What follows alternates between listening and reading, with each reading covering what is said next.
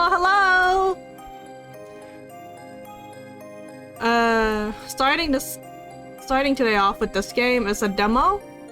So it's probably going to take like 30 minutes. Not gonna be long. Sorry I was late. Sorry I was late though, by the way. I had to deal with my dog. He wouldn't stop running outside and I need him to be inside so I can monitor him while I stream. Maybe I'll set up a dog cam one day. Probably not, but like, I can dream.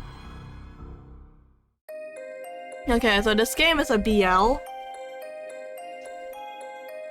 We're going... I think there's like a lot of BL submissions. Or maybe not, I don't know. I need to recheck. But... yeah, I'm gonna be voicing male characters. So that's gonna be fun. Male characters with my voice? Crazy. Oh wait, why is my cursor not showing up?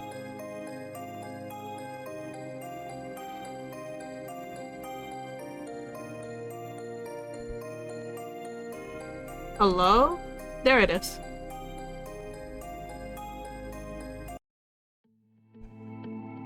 In this house, for as long as I can remember, the air has always been cold. Tradition, prestige, discretion. These are the values my family holds in the highest regard, and there are countless rules I'm expected to follow. Since birth, I've done all that they've asked of me. I might do that all my life, but even so. Akiyoshi, have you made your selection? We'll need an answer by the end of the year. If it's not too much for you, there is no need to dwell on it. Focus on your studies. Your family will handle the rest. That's a terrible voice to give to grandpa.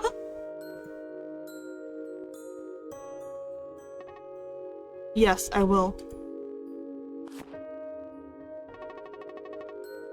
These may sound like kind words, but they wrap around my neck like steel coils.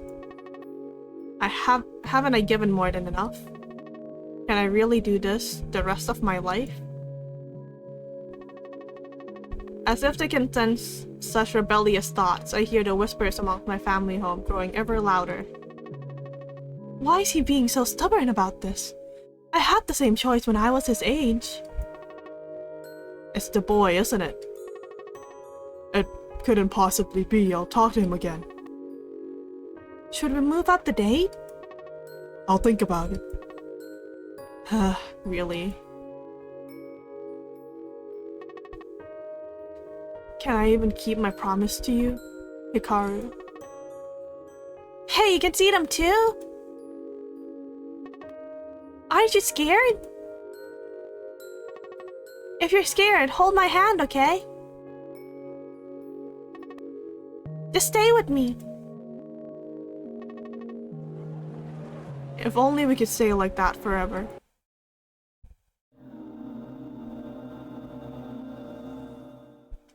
Alright, this game probably only has one ending because it's in demo stage right now.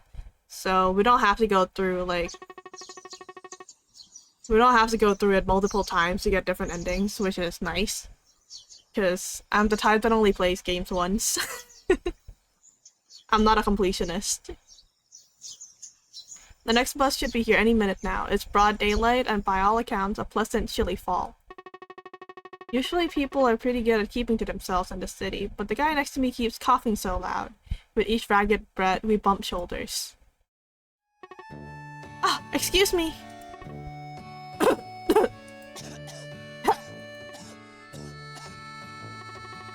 A girl to my right suddenly bursts into a fit of laughter, chatting away on her phone as though she's the only one there. Between her and the coughing man, it's starting to feel crowded in my head. Is it just me or is the bus running late today? Oh yeah, I'd better send mom a text and let her know I'll be home late today. But first, the list. Rummaging around in my backpack, I managed to grab my pen and notepad when the guy next to me coughs up a lung, bumping me hard. Oh, damn it. Did I say that out loud? Of course I dropped my pen. Please don't roll into the street. Phew, luckily it stops not too far away, tapping lightly against some lady's toes. My first instinct is to apologize, but for some reason my mouth is hanging open wordlessly. This woman just barefoot. In the middle of the city in broad daylight? Barefoot. And dirty. Instantly my heart starts racing, thumping so hard I can feel it in my throat. The coughing in my ear is suddenly so distant, as if I'd just been plunged headfirst into a pool of water.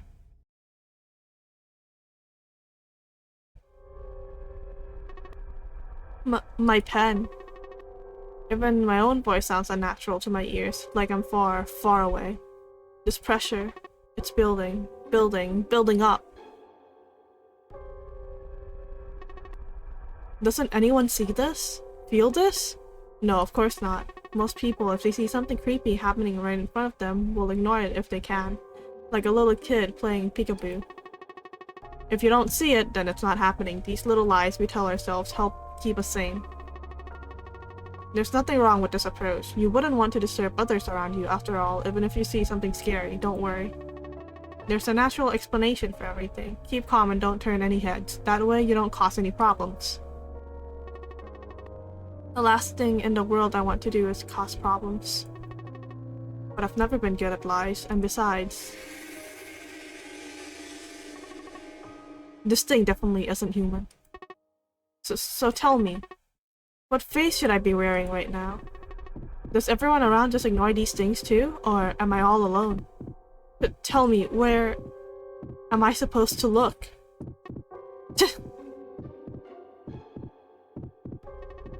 Come on, Hikaru, just lean forward and pick up the damn pen.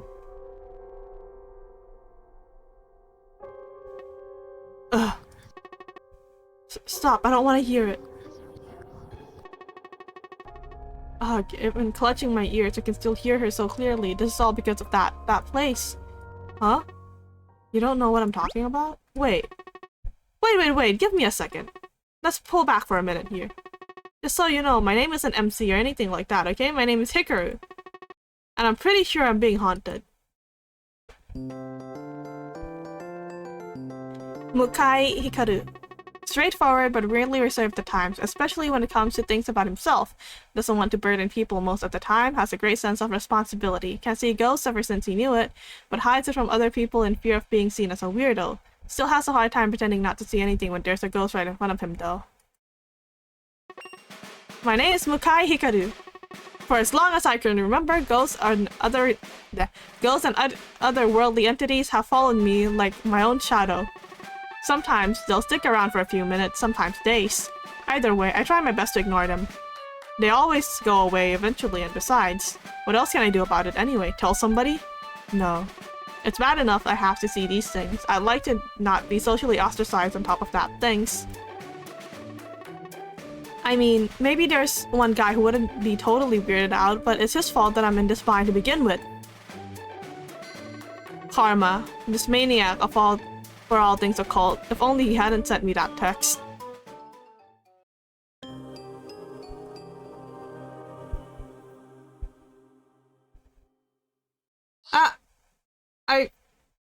I need to change my stream title to part 3, not part 2.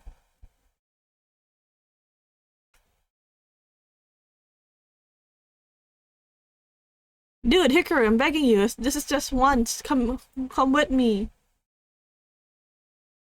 Why is the game not progressing? I'll pay you alright, however much you want. Just don't ask too much. Why do I have a bad feeling about this? He knows I hate this kind of thing. But he also knows I'm short on cash right now. Damn it, I really don't want to.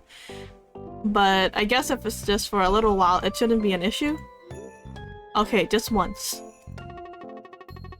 It takes him a while to answer back, probably too busy skipping around his bedroom to text back right away. Nice, I'll send you the location, so meet me there later, like 9? That's really late, isn't it? No duh, that's when the ghosts come out. Ghosts. All my life I've been running from these so-called ghosts, and he's out here begging for me to ring girl Begging for the ring girls to appear. All for a MeTube channel. MeTube. I don't bother sending him a reply after this.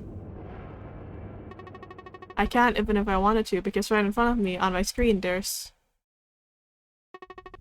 something's right there. Why? Where did he even come from? Honestly, I'd felt something off on the walk to campus for the past, 20 minutes. Don't think about it, Hikaru. It's just small fry anyways. Just keep walking. Ugh, why do my steps feel so heavy?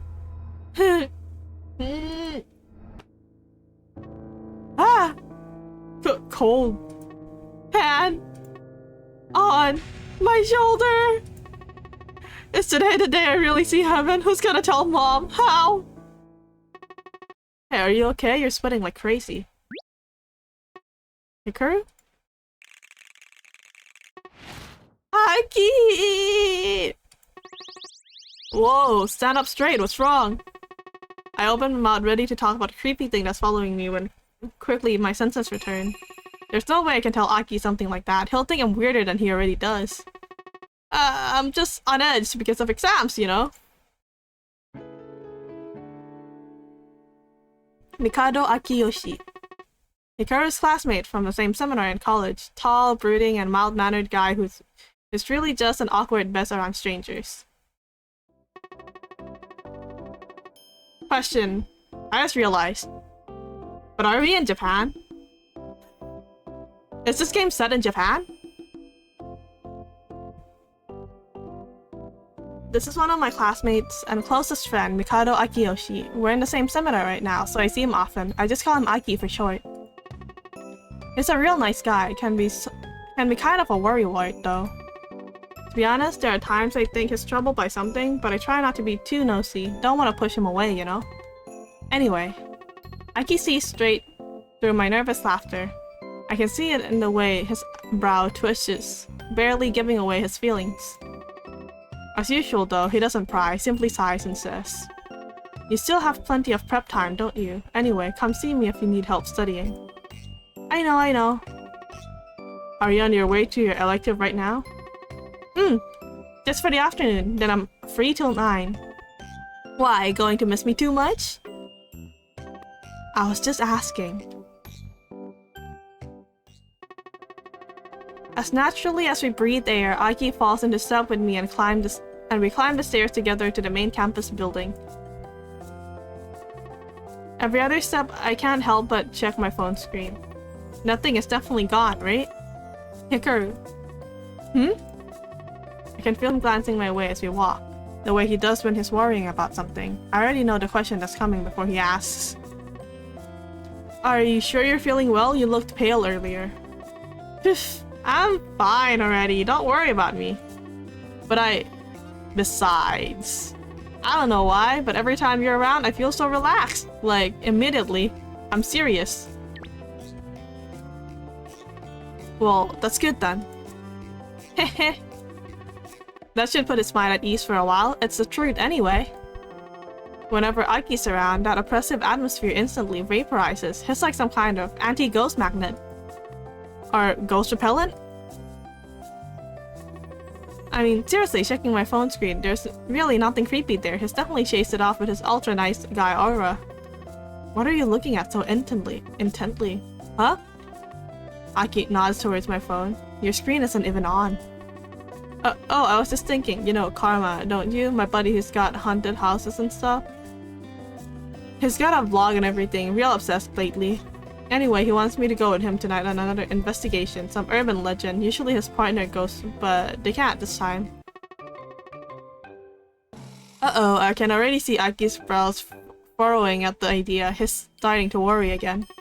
Don't worry, I'm basically just a substitute babysitter. It's just a made-up story anyway, and he's even offering to pay me. Like, I believe that. Aki, I don't even want to do this. Please save me. What happened to exams? Do you really have time to be fooling around with something like that? Oh, come on. Those are months away. Weren't you sweating about them a few minutes ago? Okay, he got me there, but... Besides, you really shouldn't meddle with the dead. You sound like you really believe in that stuff, Aki. Oh, I think he's annoyed. Though if he really does believe in that stuff, it'd be a relief for me. Sometimes having no one to talk about these creepy things just... No. Don't even think about involving him. This is my problem alone. Aki, don't worry. I won't stick my nose anywhere it doesn't belong. Trust me. I just really need the extra money. I can practically see him biting his tongue right now. He looks so concentrated. Consternated? Is that a word? Consternated?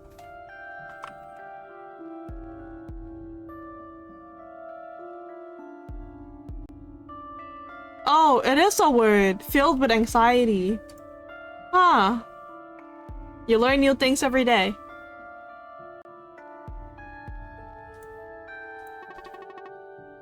Aki stops suddenly and turns to me, completely serious. If you need money that badly, I can just lend it to you. You know that, right? I stopped just as suddenly, a bit taken aback by the sudden offer.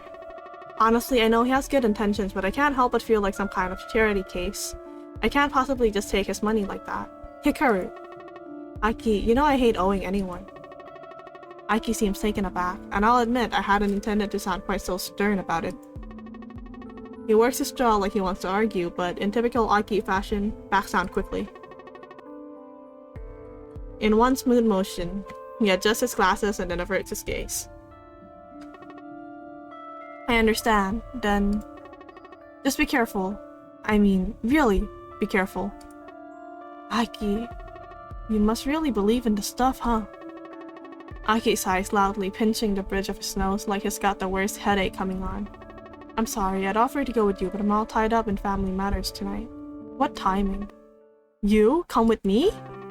Ah, that's rich coming from the guy who froze up at last year's test of courage. That's... Nah, I get it. Family comes first. Anyway, I'm telling you. I'll be fine, you know ghosts aren't real. Why am I even grandstanding so much? That's such a lie! Still, laughing about it makes it all seem less scary at least. We're standing there amidst a small crowd of students. Aki suddenly grabs my hand. I'll admit I did jump a little. This might sound weird, but it's not often he touches me. He usually keeps himself. Without a word, he slips something into the palm of my hand and curls my fingers over it before pushing my fist to my chest. There's not a hint of humor in his eyes. In any case, keep this with you at all times. I swallow hard, finding it difficult to form words all of a sudden. Aki doesn't say much else before we part ways. It's only after I enter the building for my elective that I glance down at my palm and find a dark-colored amulet. Aki? Not only does he believe in ghosts, but he carries things like this around? Aki, why do I feel like there's something you're not telling me? Or maybe I'm just being paranoid. Either way, I pocket the small charm and head to class, feeling somehow a touch safer than I did before. I don't even feel that strange thing following me anymore. Talk about a placebo effect. Haunted building, night. It's darker out here than I thought it'd be. I mean, I know this place is abandoned, but we're still technically within city limits, aren't we? Crap, I regret this so much already. Hey guys, what's going on? It's your boy Karma! Fucking shit. Coming to you live from Karma! Whoa, what's happening? Did you say something already? Yeah, you're trying to bury me here, huh? Oh man, why'd you interrupt my amazing intro if you didn't see a ghost yet?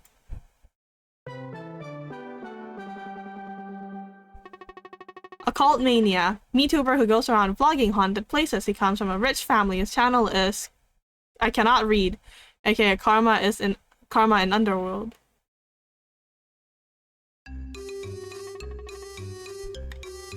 There's no ghost, okay? That's what we're here to prove, right? Totally.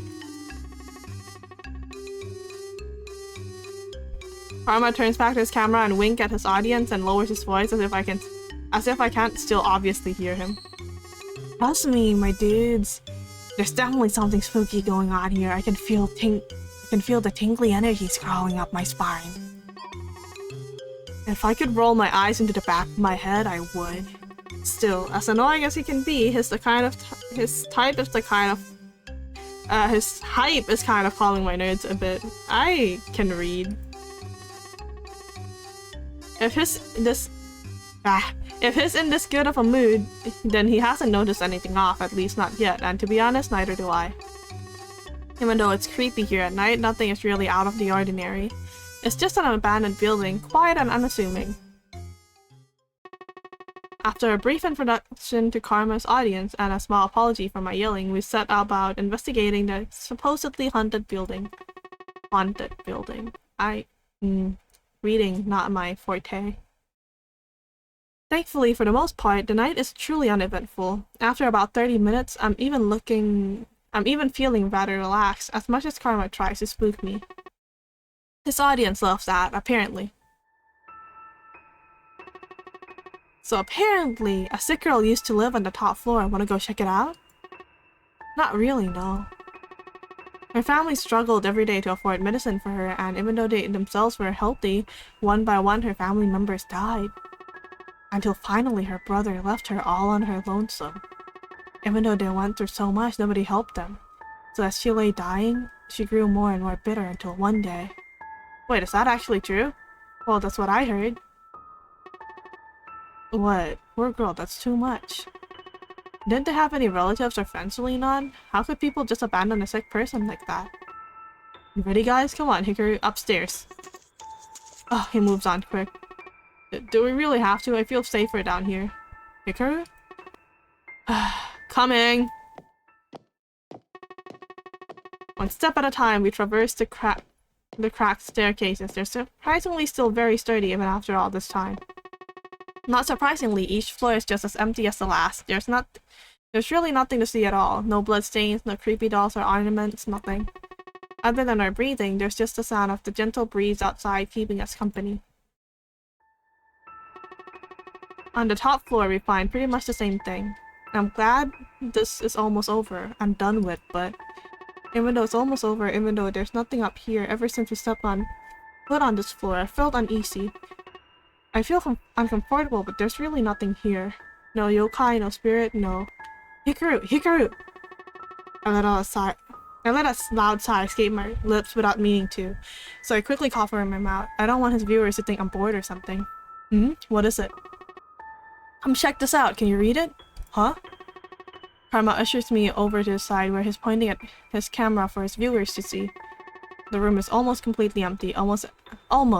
It's not. If not for the crinkled piece of paper taped to one of the walls. It's nothing much at first glance. It looks like it could be a grocery list. Maybe. Hard to tell. The handwriting is so bad.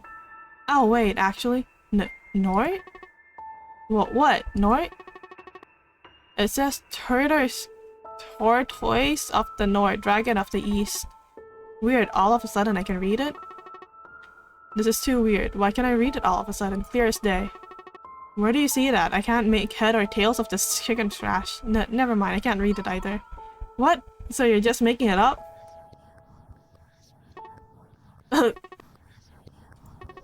Hikaru? Oi! Hikaru! Can't breathe. Feels like something is pulling. Hikaru! Seriously, what's wrong? Hello? Karma drops his phone while fumbling around. Quickly, he picks it up and continues streaming. Alright, let's get out of here, man. Hikaru! Hikaru! Karma violently shakes my shoulder until I'm able to gasp a deep breath. We don't even need to say anything before we both flying down the stairs. Stumbling down the stairs, we finally catch our breaths. Even though we're still alive, Karma's cursing and waving the camera around. I imagine the viewers are just as dizzy as we are. What was that? What happened to you? You alright? You need an ambulance? I try to speak, but my voice comes out raspy. Feels like my throat was starting to close back there. Fuck, I think I'm messed up big time. I'm fine, I think. Really? I think you should get checked out at least. I can't help but laugh a bit. Despite everything, this guy was so wrapped up in filming a minute ago, and now he had completely forgotten about the stream. Oh man, his face is really pale. I don't want to freak him out about this, knowing him he'd run wild with all kinds of theories. Better make something up quick. Actually, I think a bug scratched me on the neck. A bug? Yeah, I felt a bug brush past my neck. Sounded like a mosquito. The relief that washes over Karma is palpable. He almost collapses on the ground. The relief is short-lived though, cause now he's pouting in disappointment. Man, you had us running like bats out of hell over a bug? Sorry? I mean, don't worry about me. Check up on your people first. They're probably freaked out. Karma jumps to attention as if just remembering we're still alive and quickly faces the camera. Sorry guys, false alarm! Karma awkwardly fumbles with his camera and his words, but he regains his confidence in no time. After exchanging a few words with his chat, he swings an arm around my shoulders to pull me closer and grins at the screen. Alright guys, I guess that's all there was to it. That story was a bunch of baloney after all. Beluga. I cannot read! Ah! My guy and I had a lot of fun, ultimately. What?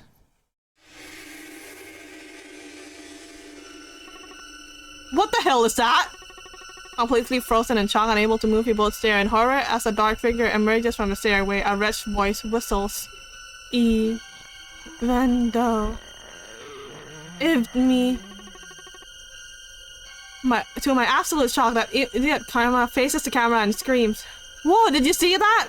I don't have time to mess around with his antics. I grab hold of his free hand and we book the hell out of there. We run and run, gasping for air, all the while Karma is whooping and hollering. Maybe it's the fact that we're outside that has him acting this bold. Finally, as the first streetlights appear, we slow to a stop. I nearly fall over. I'm so damn exhausted. I can't believe I hadn't noticed that thing at all until it snuck up on us like that. Even it spoke to us. Ew, that was creepy! You guys saw that, right? Can you put the camera down for 1 second? Sorry. Alright guys, we're gonna end it off here. I'm gonna check on my boy. He's looking kinda pale right now. Check in next time and you might see something even scarier. Finally, he finishes wrapping up his livestream and saunters over all casual like we hadn't just run a mile. So, seriously man, thank you for coming out here tonight. You owe me big time for this. I hope you realize that. Haha! If you can already joke around, then I guess you're fine. I'm not joking around. Karma flashes me a cheesy grin and a wink. Yeah, I got your bonus lined up, don't worry. For real though, you alright? I mean, it's not like we heard anything, so we're good, right? Haha. Didn't hear anything? What do you mean didn't hear anything? I heard it clear as day! While I'm freaking out to myself, Karma shoves an envelope at me. I don't even know what hammer space he pulled it out from, but it brings me back down a bit. Thanks man, I really appreciate you. After a moment, I straightened myself out and with one last glance back at the road we'd just run down, nod my head. Yeah, no problem. Karma eyes me with a look of pity. Crap, my face must be totally white. But man, I messaged you 100% expecting you'd turn me down. I mean, you hate this kind of stuff. Must mean something if you're this desperate for money. What is it, a girl? At that, I can't help but scoff a little. Yeesh, so you know I hate this stuff. Hey, I paid you alright, besides, I wasn't very scary anyway. She was just standing there, menacingly. Yeah, right. Fuck, I got goosebumps all up and down my arms just thinking about it. Good, cool, well, this might be an awkward time to bring this up, but I think you dropped something back there upstairs. What are you talking about? I don't know, you were grabbing something tightly in your pocket. I think it flew out, just letting you know in case it's something important. Could that have been Aki's? If it's not important, I'd suggest leaving whatever it is up there. That place is bad news. Yeah. Crap, how could I drop it? Aki's going to be troubled for sure. So sorry, I gotta get home now. Alright, hey, wait up! Text me when you get home! I throw my hand to acknowledge I heard him, but in reality, my mind was going a mile a minute. I couldn't walk faster if I tried. Just don't think about it, Hikaru. Everything's going to be fine. Just like always. If you pretend you don't see it, it's not really real. I didn't see anything, nothing. Feeling more anxious than ever, I feel around my pocket for the charm. I know it isn't even there. Strangely, my fingers brush against something. I'm too scared to think straight because I don't even question pulling it out.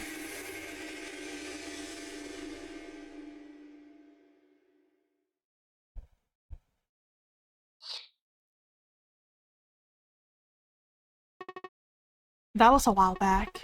Even though I tried so hard to forget about it, why am I hearing her voice again? You loved me. The voice is faint, but there's no doubt in my head. It's her. Loved me, even though. Loved me. What do I do? Somewhere in the far distance, I can barely make out the sound of the bus pulling up, or is it? I'm not sure. It should be right in front of me, but everything seems so impossibly far away. All I can do is whisper to myself in vain reassurances. It's not real, I'm okay, I'm okay. It's just the same as always. They can't do anything to me. Any moment now and it'll pass. Even though you...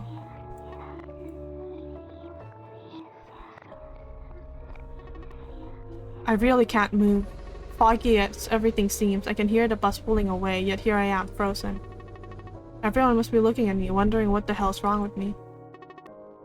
Why can't they see it too? Why is it just me? Loved me! I don't love you, I don't know you, leave me alone! Please! It's like I'm melting. Heiki's calling me. The girl, she's... gone. Heiki! Heiki! I can't even get a sentence out, my throat still feels so tight. He must think I sound crazy. Hey, sorry I woke up late. I'm running to the bus right now. Just panting with every other word. He's seriously running right now. At least he didn't hear me being weird. Hello? Are you still there, or did you catch the bus already? Oh, I still can't speak right. It takes me a few seconds to even think of what to say. Hikaru? Are you alright? His breathing is more leveled now. He must be very close. Damn, he'll notice something and stop right away. Yeah, no, I'm fine, yeah. Actually, I was late too. The bus already took off. I'll just wait for you here, so you get here faster, okay? But not too fast. Let me catch my breath at least. Still, just hearing his calm voice on the phone is already reassuring. It's reassuring, but Aki's taking a while to answer back. So much so, it's making me nervous all over. He totally knows something's off. Damn it. Alright. I guess we'll be late together, huh? Yeah! Oh, what's funny about that? No, I mean, talking to you always calms me down somehow. Great, I just blurted that out without thinking. So embarrassing. I can hear Aki hop on the other side. There you go, saying embarrassing things again. Oh, come on. I said what I said, okay? Anyway, I'll talk to you when you get here, slowpoke. With that, I hang up on Aki before he can retort. It may be embarrassing, but it's worth it. After a few seconds, I lean back on the bench with a sigh. I hadn't noticed until now, but I'm the only one left at the bus stop. And there's nothing stopping me from grabbing my pen, but somehow my energy has run dry. What a way to start the day. Home, evening. Ew, what a long day. My feet are killing me. As usual, it's dark in the apartment. One might think no one is home, but that's actually not the case.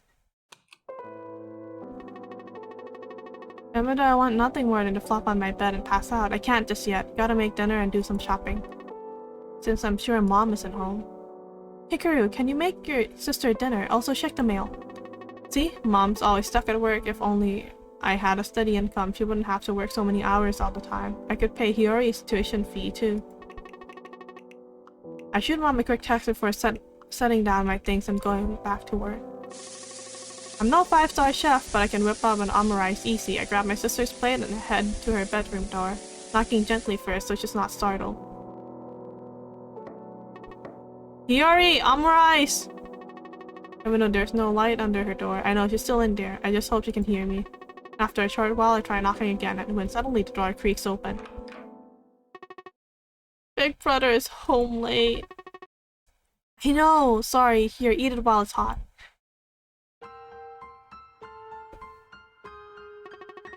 Hikaru's younger sister, just trying to graduate from being a shut-in, has a long time online friend nicknamed Neon.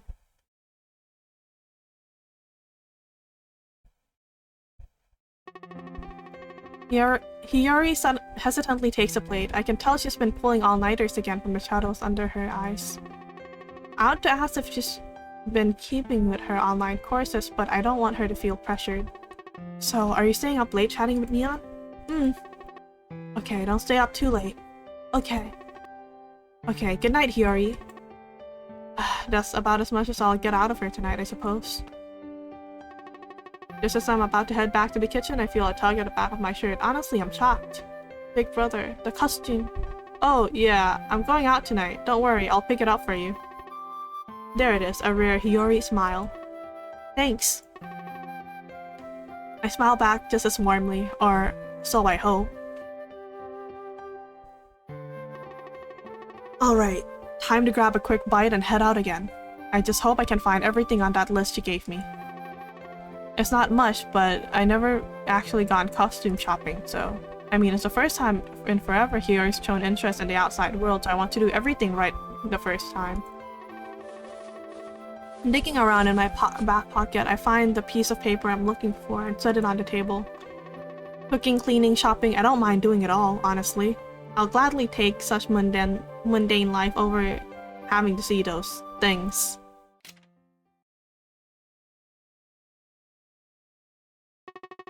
Thank goodness this morning was the last of it. Everything should go smoothly from this point on, I'm sure of it.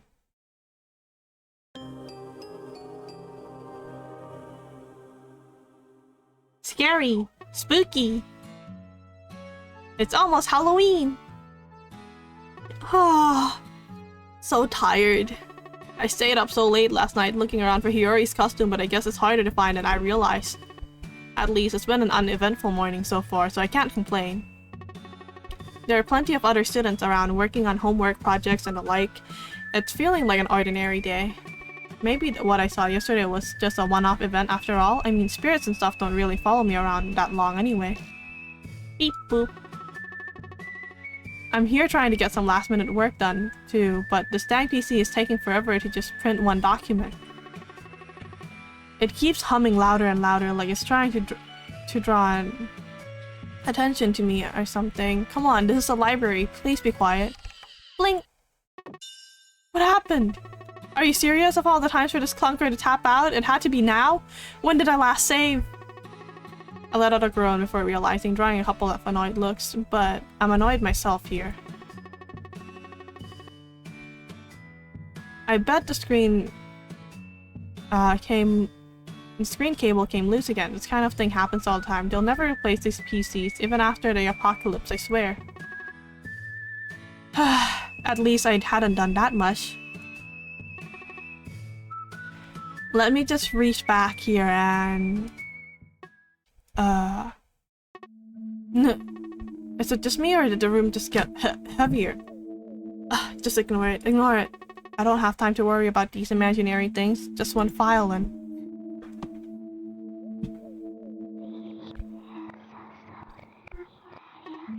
Huh?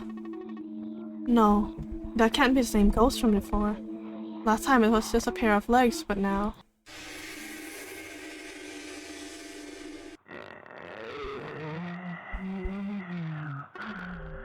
Please, just go away. Somehow the sound of paper pulls my gaze away, and sitting there on my keyboard plain as day is a crumpled piece of paper. No, I threw that out. I lied. This morning wasn't completely uneventful, just like the last night. This note keeps popping up around me. I don't want it! Stop following me, go away! I don't care how many times you force this on me, I will not.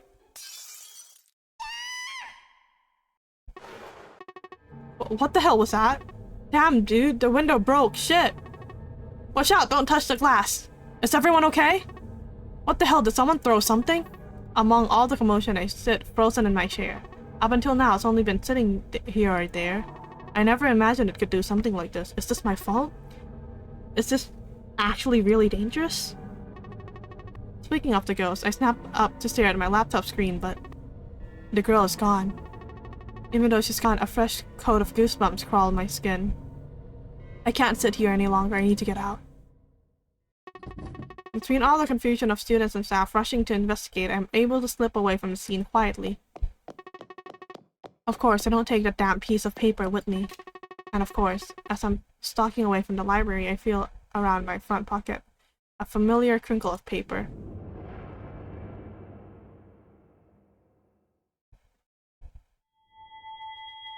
Dragon of the East, I offer to you my mother's hair. Dyed azure as the warming dawn.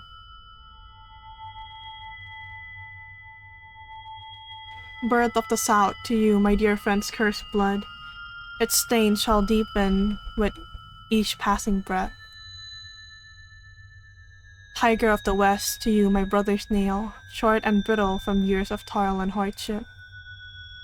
Tortoise of the North, to you, I offer the least I can afford, my own heart. Black and obscured as were the darkest night.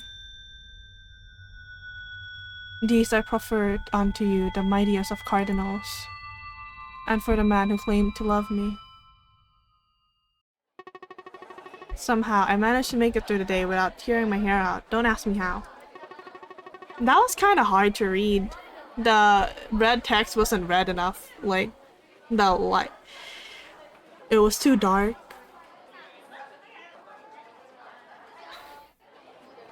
It's getting harder and harder to focus lately, even now as my friends are chatting my ears off. I can't help but keep zoning out. Right, Hikaru? Haha, yeah. Man, stop bothering the guy. You see how tired he looks with those panda eyes? You give him too much credit. He's been staying up watching that video I sent him. I did not. Seriously, stop sending me those. What? You didn't even watch it once? I'm telling you, that girl is...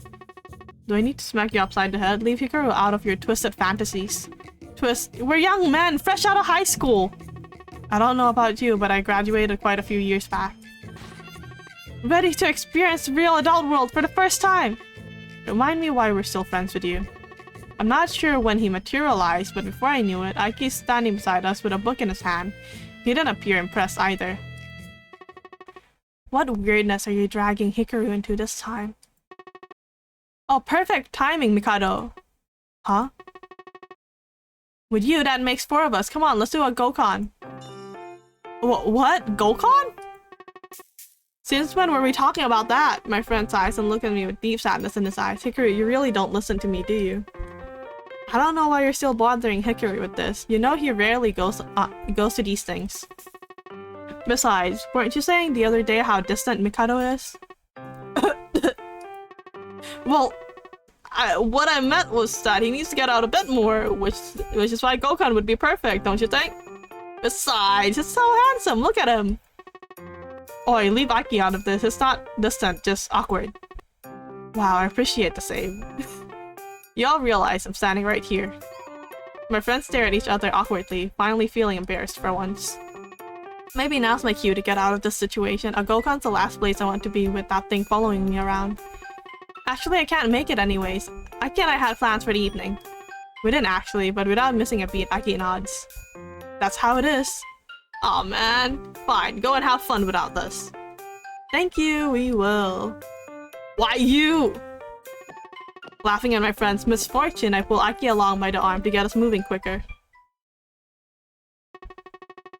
When we're at a decent distance away, I let go of him and we fall into a natural pace, making our way off campus. I hope I didn't get in your way somehow. You looked like you were busy.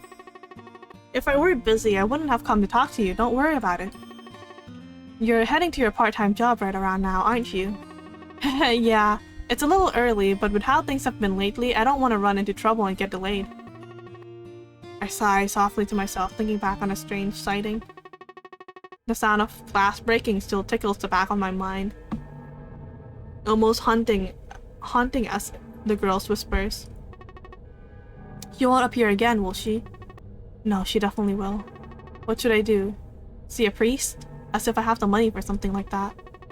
There you go, spacing out again. What's bothering you this time? Don't give me the excuse about exams. So he knew that was just an excuse after all. Well, to tell you the truth, he always been nagging me to get her a specific costume, but I've been having trouble finding all the materials we need.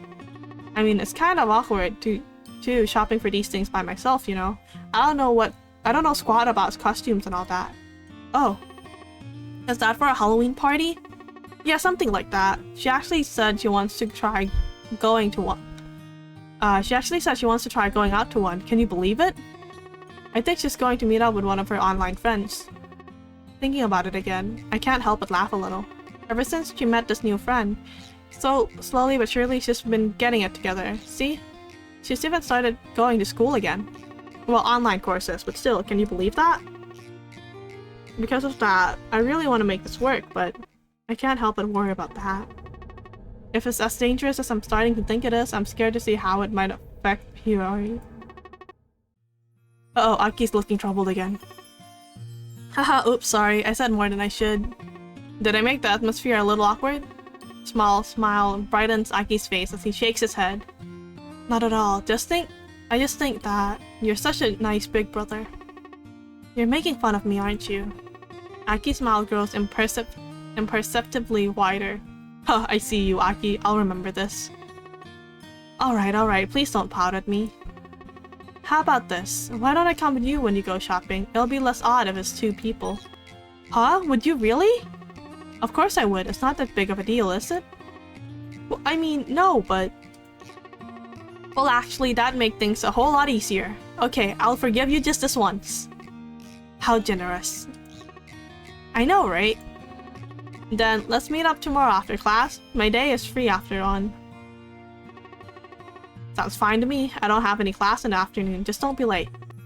Hey, when am I ever late? Oh, you don't want me to list the times? Let's see. Last week? Wait. That didn't count. Aki dons a sly smile and we continue to bicker. It's all in good fun, but I still get heated easily. I don't mind it though. In fact, I appreciate him always effortlessly taking my mind off things. Just so... Never mind. We'd better hurry up or I'll be late to my part-time job. Dragon of the East. What? Where? Hikaru? Aki, what are you? Where are we? Huh? What are you talking about? This place is- Hey, don't you see this? See what? You're spacing out again, Hikaru. What? I guess you can't see this place like I do? Or... Am I dreaming or something? Shit, it feels like I'm not in control of my own body. I can't move anywhere. Hikaru, do you see that path to the east? To the east? What are you talking about? Like, I know that direction. What direction is what and where? Pay attention, Hikaru. What do you see? Aki, I can't see anything. What are you? That's... Keep your creepy child away from my boy. He's a bad influence. I'm sorry, miss. I'm sorry. Mom. That's Mom bowing over and over again to some lady and her child. The little boy is clinging to his mother's hands, looking frightened, and standing behind my mom is, Hikaru, you too, apologize. But I saw it! Mom, look! It's the lady with the broken neck! What are you saying? Now, see here!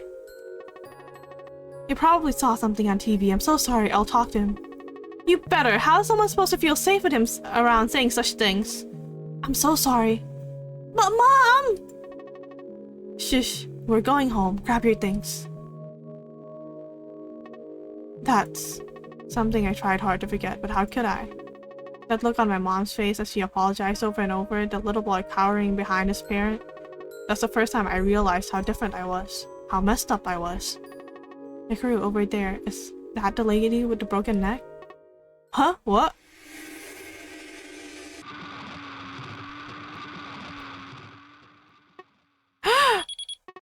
A dream. Of course. Of all the things to dream about.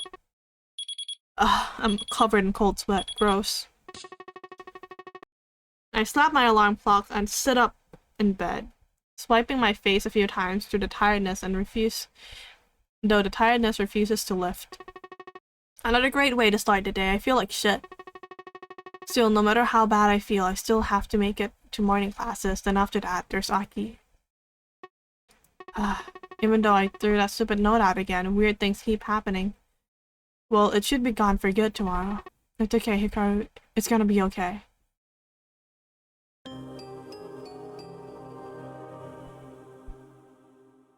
How many chapters? How many chapters does this game have? As usual, the mall is packed around this time of day. I wonder how many of these people are shopping for costumes like us. Also, as usual, by the time I reach the meeting spot, Aki's already there waiting for me. How do you always manage to get here before me? And you call me slowpoke? You're still salty over that. Not salty. Now where do you need to go first? Wow, all business today. AC, no. Hey Hikaru, how are you today, Hikaru? Oh, I'm sorry. Hi honey, did you sleep today? Not sleep today. Hi honey, did you sleep okay? What? Not gonna lie, that was kinda nice. You! Never mind. Let's get going before you get distracted. Yes, honey. Aki looks so awkward now, fumbling to adjust his glasses as he steps ahead of me. Serves him right. Don't start nothing if you can't handle the heat. Let's hit up the craft store first. You should find whatever you need there. Oh, why didn't I think of that? You really want me to answer that for you? You know, it doesn't cost anything to be nice. Go back to calling me honey. Hikaru, keep up. You'll need to pick up speed to make up for the shorter stride. But what? Are you calling me short? I said nothing of the sort. I'm pretty sure you called me short just now. No, honey, I would never. You rotten. Suddenly, I don't feel like that nickname anymore.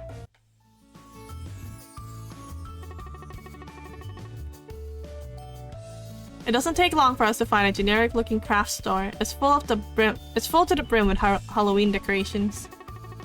Honestly, I'm completely blind not to have noticed this place sooner. Good thing Aki's here. What's your sister dressing up as?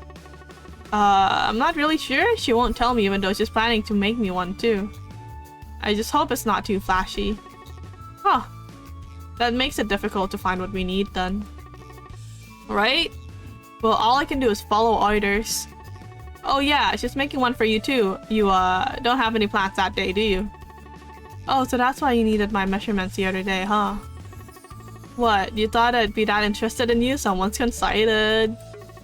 Aki shoots me an annoyed look. I love that expression. But, so far so good. No sign of that girl at all today. Strange. Ugh, let's just drop it. I thought the same thing yesterday and see what happened. There's no use worrying over it now. Just wipe it clean from your mind, Hikaru. Hikaru. Yep, just don't think about it. See no evil, hear no evil. Hikaru? Just keep ignoring it. Hikaru! But what? What is it? I've been calling you for a while now. At first my heart sinks. I hate being caught spacing out like this because usually Aki catches on to these things. He shouldn't, but one look at him and that worry is quickly wiped away. What the heck is that? Does it suit me?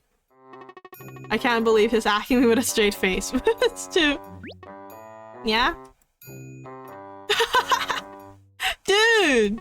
Step away from the cat ears! I can't stop snickering despite myself. It's just, his expression is so serious, damn it. So it doesn't suit me. Wait, are you being serious? Before Aki can even answer, something thumped so heavily atop my shoulders I nearly collapsed. Ow! Boo! What up, bro? Why don't you tell me you're costume shopping? Oh no. Haven't you had enough? Come on. Huh? Oh, is that Mikado? So you'll go shopping with Mikado but not your boy? Bro. Stop hanging all over me. Aki's going to think I'm weird or something. So what are you gonna be? Batman? Oh shit, is it Batman and Joker? He says this, pointing directly at Aki's face and looking at me, almost with a look of betrayal. You can't do a couple cosplay, not without me in it! Karma, what the hell are you talking about? You act like you'll have no one else to be with on Halloween. What about your streaming buddy? Karma stares at me blankly and I put pieces together before he even speaks, almost solemnly. Dude, you know he's in the hospital. Oh shit, I forgot. Oh man, why is he staring at me with those puppy dog eyes? He's got his arm around my shoulder and keeps moving closer, slowly. It's even starting to make me nervous. Then suddenly he buries his face in my collar, bawling so loud others start to look over. Hikaru, hang out with me! Let me be a part of your world! I can't be alone on Halloween! Shh, not so loud! Calm down! I'll pay for all of it, just please! Huh? Is this guy actually crying? Karma! It takes a bit more strength than I'd like to use, but I managed to pry him off me. Thankfully, by the way he's pounding, it was really just crocodile tears, this guy.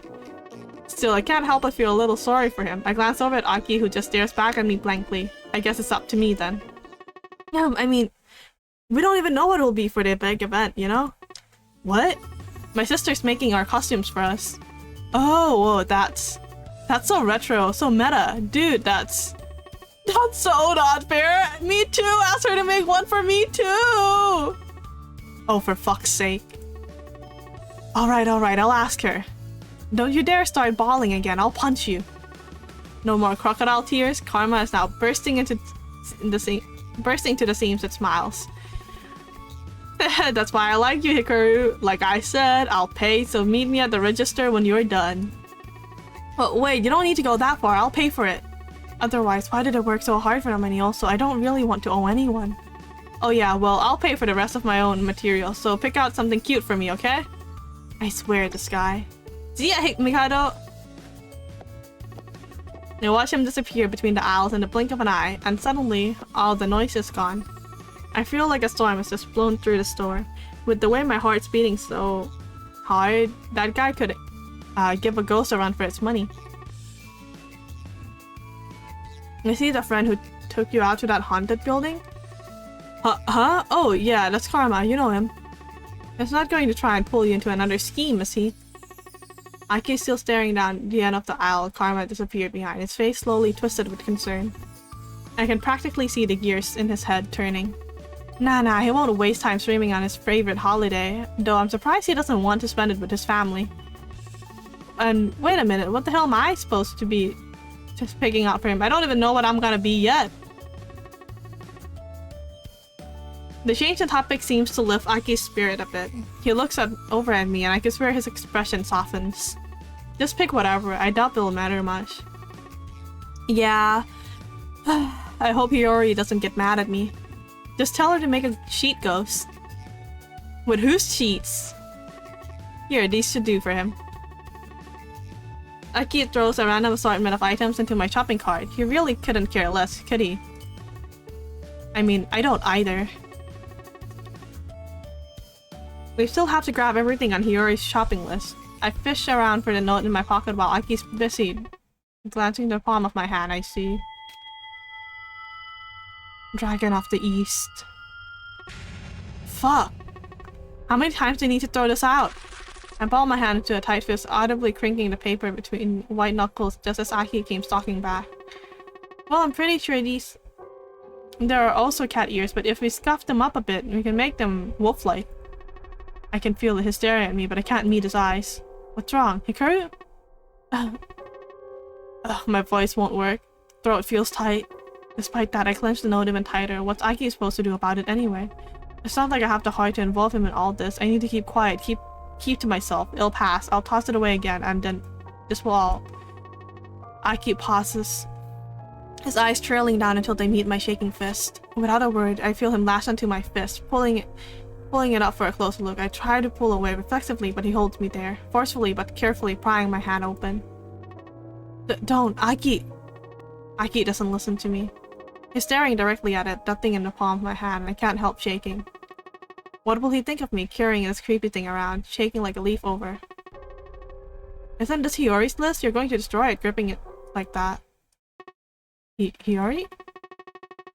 My shaking subsides a bit and I stare down at my palm. Sure enough, it's Hiyori's handwriting. What the? So it was all in my head? What the hell?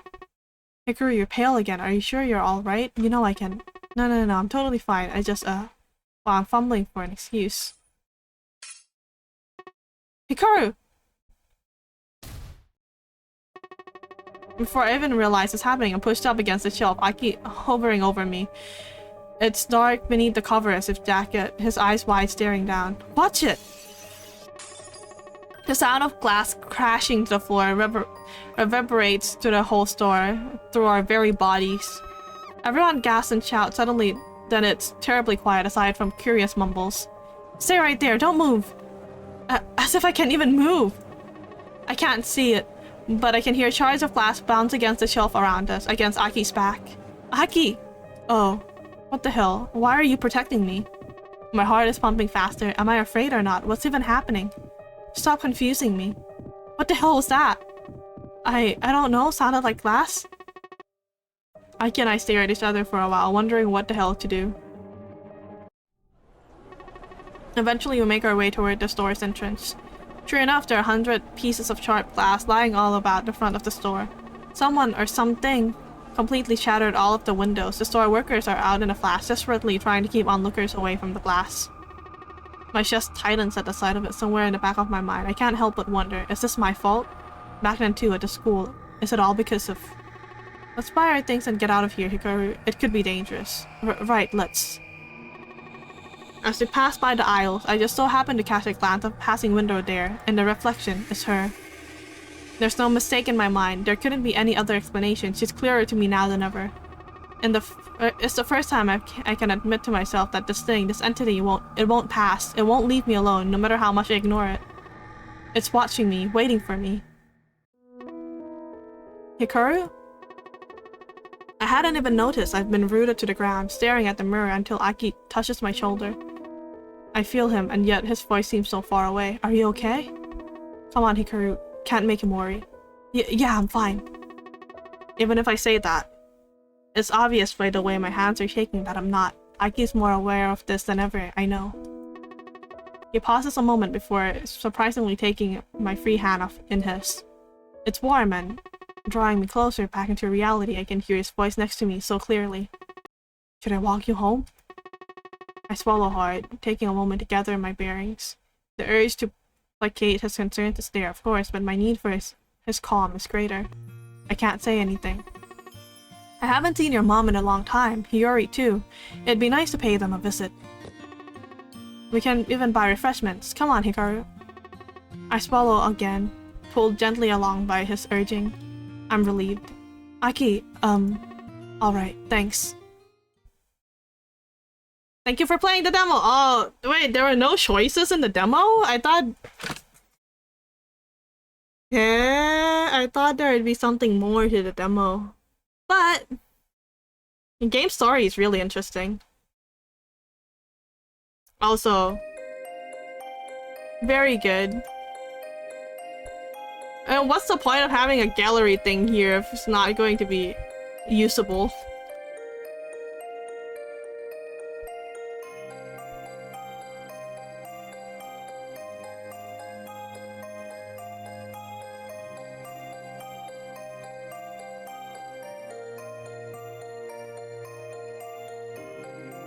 Wow, that's a lot of credits.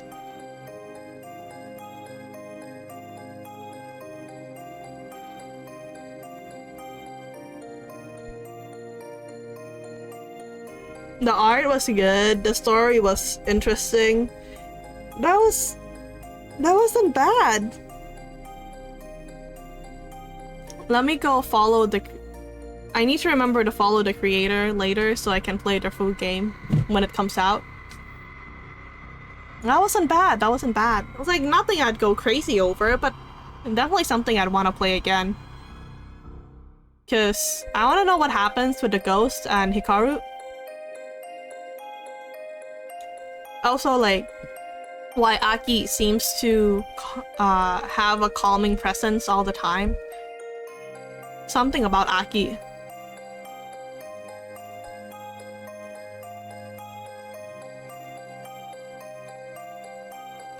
Yeah, that wasn't bad. Okay, next game, next game. Let's see.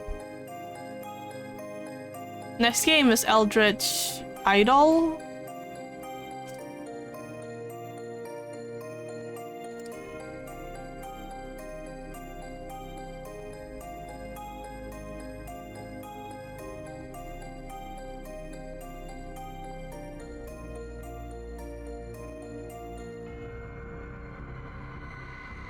Where is it?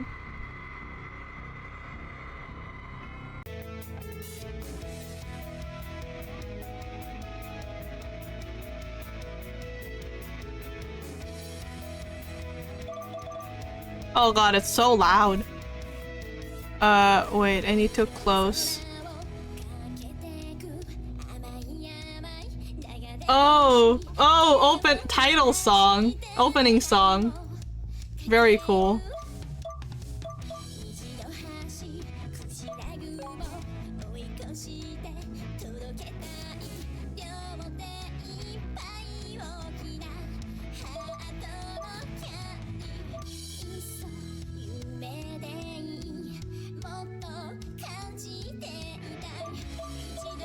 That's a lot better.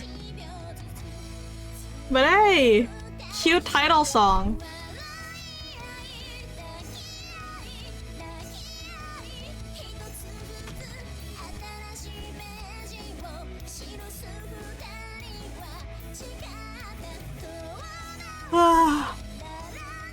Oh, I need water.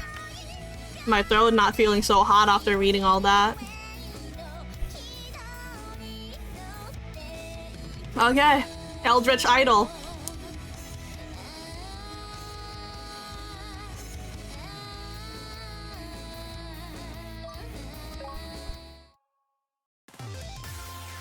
Wow, thank you so much everybody for coming here to show your appreciation to the little old one like me.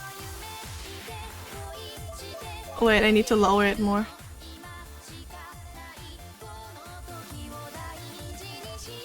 There, that's better. I'm really gonna be happier that you've taken your time out of your oh-so busy schedules to pay me tribute. You're all amazing! Whoa, you rock, Cuckoo! We all adore you! You're a really amazing one here! Well, of course I am! That should go without saying! I am an idol after all. I exist here upon the stage to be worshipped. The rest of you, meanwhile, are nothing more than lowly worshippers. Individually, you are weak. You can never hope to compare to me. But if it wasn't for you, I wouldn't be standing here right now. It's because of your continued love and support that I'm able to become so popular. Now, keep on praising me. Think only of your beloved Cuckoo who sings and dances for your sakes. And I'll think of you too. Dedicate yourself to me, and you'll never have to be alone again. Yes, please love us more, Cuckoo! Please insult us more, Cuckoo! We're nothing compared to you! La la Cthulhu with the I can't read that! Ah, how long has it been since I last heard those chants? They're like music to my ears. I'm so glad you're all so accommodating. But I couldn't have achieved so much success without the help of my producer. Please step onto the stage and accept your dues. You deserve just as much praise as I do for tonight's astounding concert.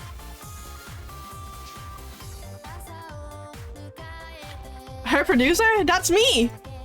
I need to introduce myself to her fans. Oh, the girl producer looks cute. The femme producer looks really cute.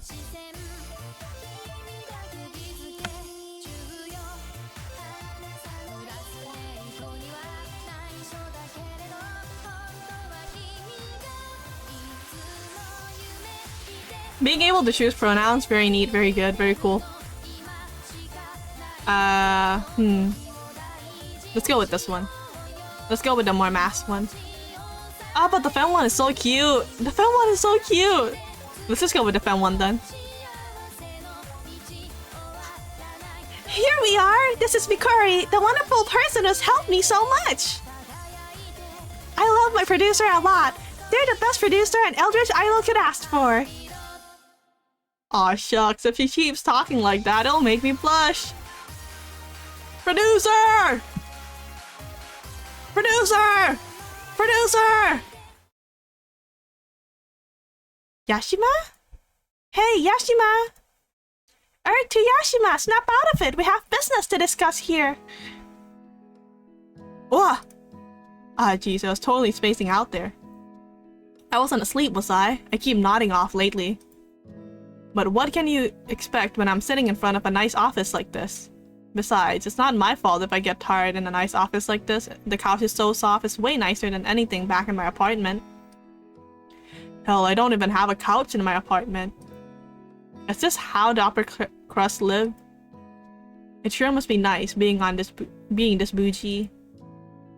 Yashima, your eyes are open, but your brain doesn't seem to be functioning. Are you listening to me? What? Oh, Oh, I gave you a terrible voice. I am so sorry. Crap, I was spacing out again. I gotta learn to stop doing that around Karen. Their name is Karen? We might have been friends in high school, but she owns a whole company now. She's kind of a big deal and she's my boss. What should I say to her?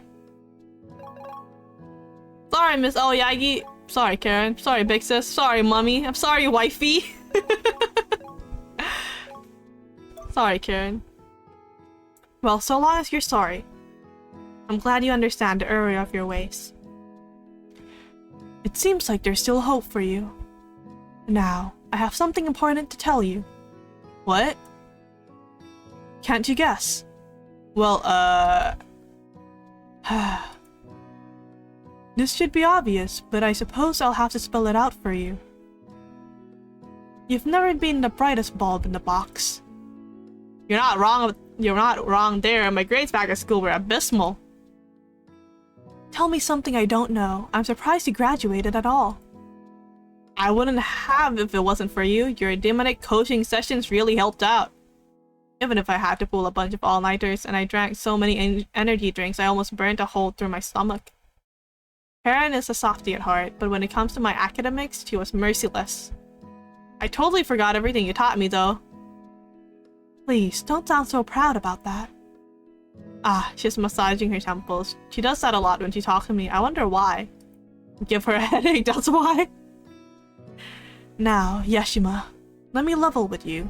You've stuck by me through thick and thin, and I appreciate it, I really do.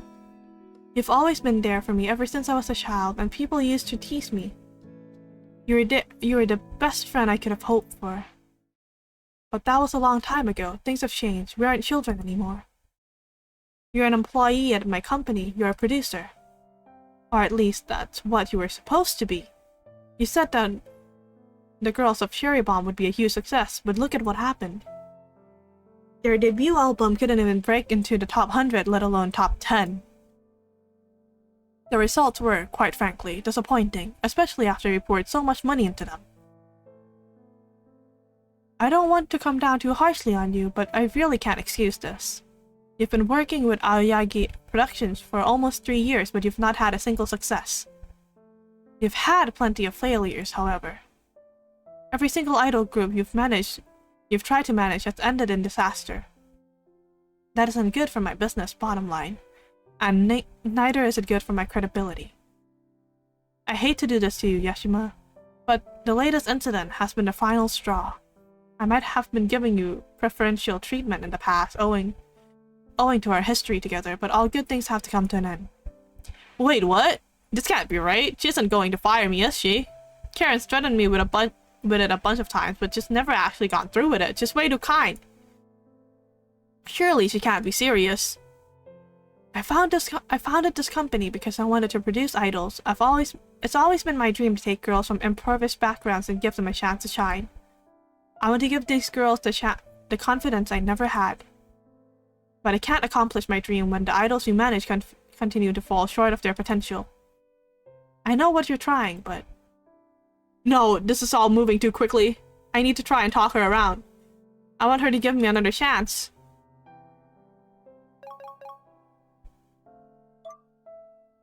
I understand where you're coming from, Karen, and I really do apologize.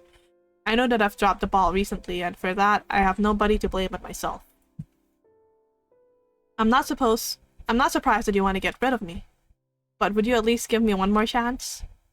Yashima, I do want to trust you, really I do, but a lot of money is on the line here, my reputation alongside it. I've given you chances already, but have yet to receive any results. How can you reassure me that it'll be different this time?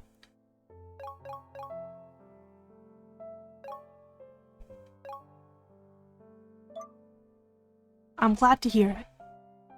But as you have told me, which of your ways you wish to mend, your promise is not particularly convincing.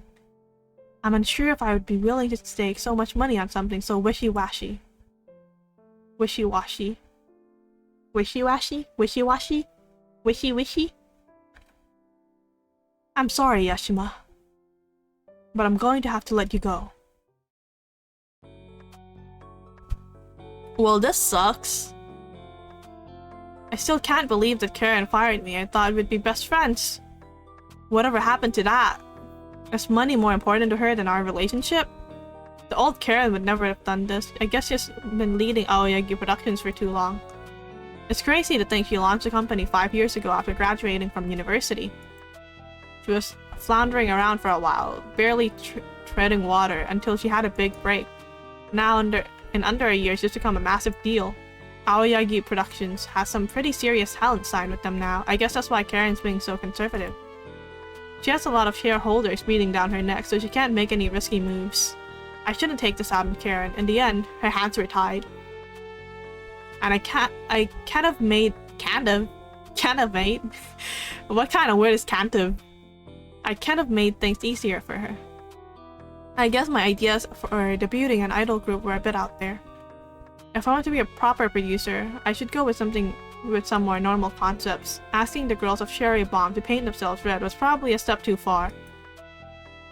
And then there was the kaiju themed girl group. I think that kaiju are pretty cool, but I guess not everybody agrees. I have to start stepping away from monsters. I need to produce a girl who's sweet, demure, and all around adorable. I need to look for talent like la la la, like la la la.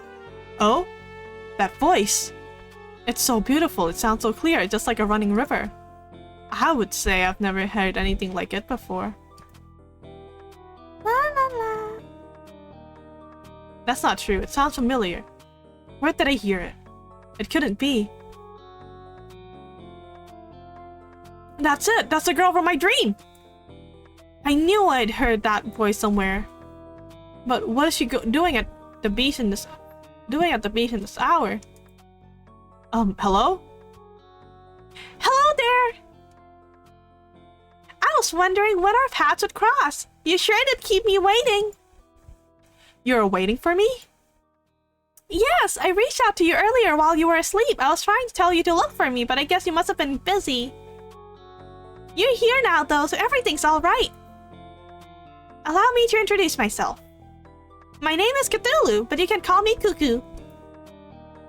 I'm a great old one, not to be confused with an elder god. They're two different things. And I come from the underwater city of Relay. Relay? Relay? Relay? Relay. I was worshipped as a deity by a bunch of cults back in the day. And the deep ones and the Migo used to pay me tribute too.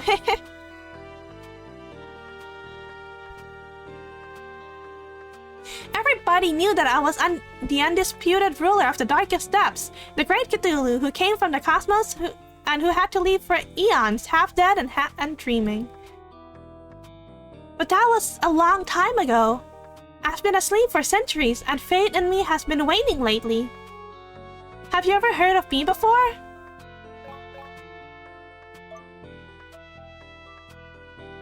But you're not certain that you recall it? I think there was an RPG about you, but that's as much as I know. Ugh, it's even worse than I thought. How can people be so ignorant? I can't let myself become obsolete.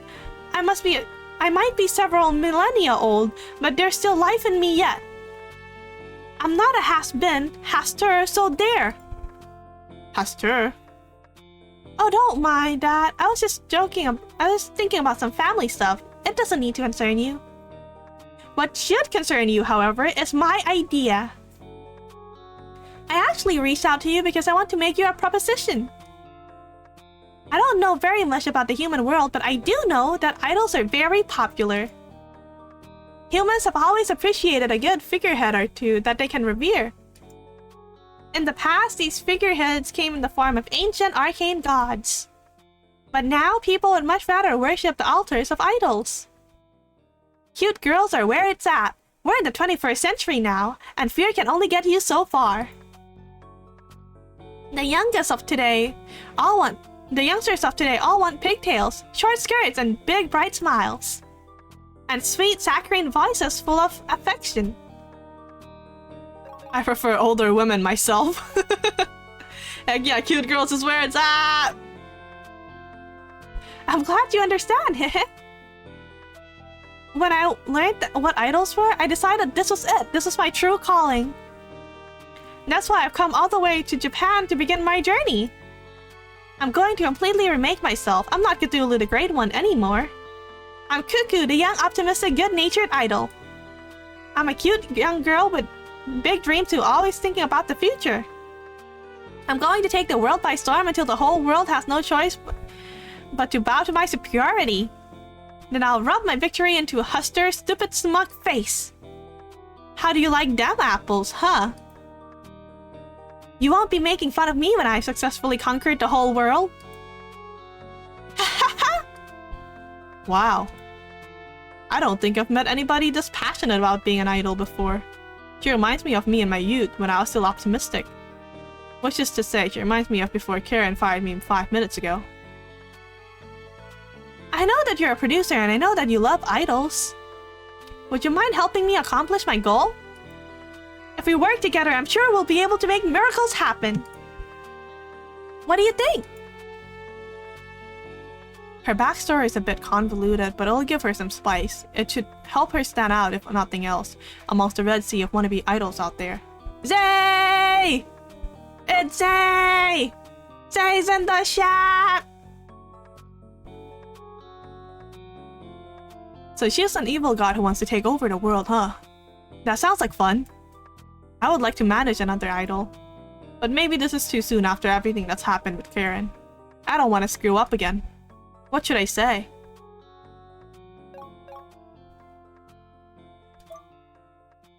Yeah, that should be good.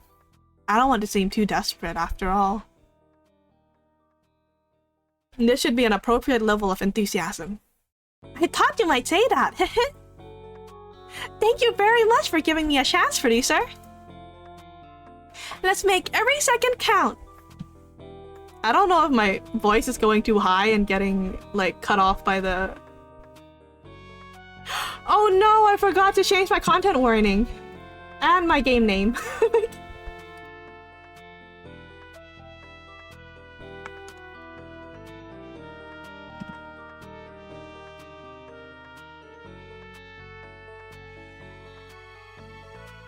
Let me change my content warning and game name real quick. Where's the content warning for Eldritch Idol?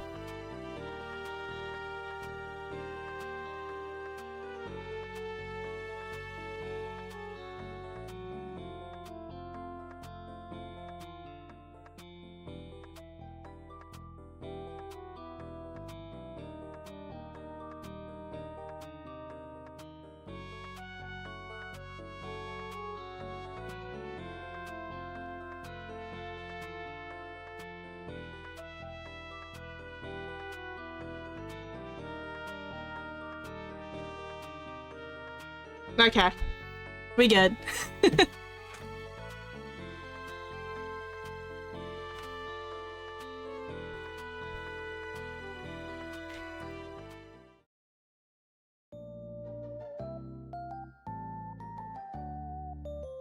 Here we are, home sweet home.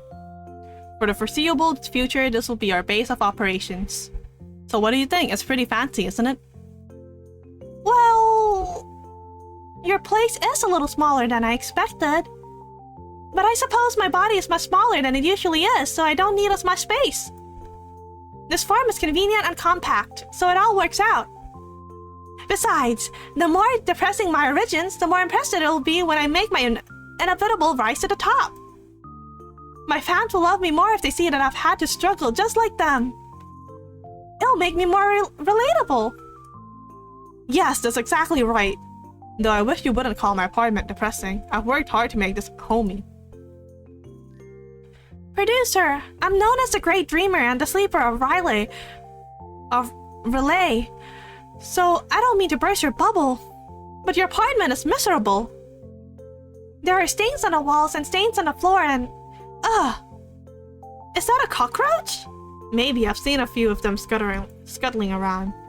I wonder if I should start charging them rent. Wow, I think all humans are pitiful as a matter of course, but you're even sorrier than the most. Than most. Not than the most. I keep adding words.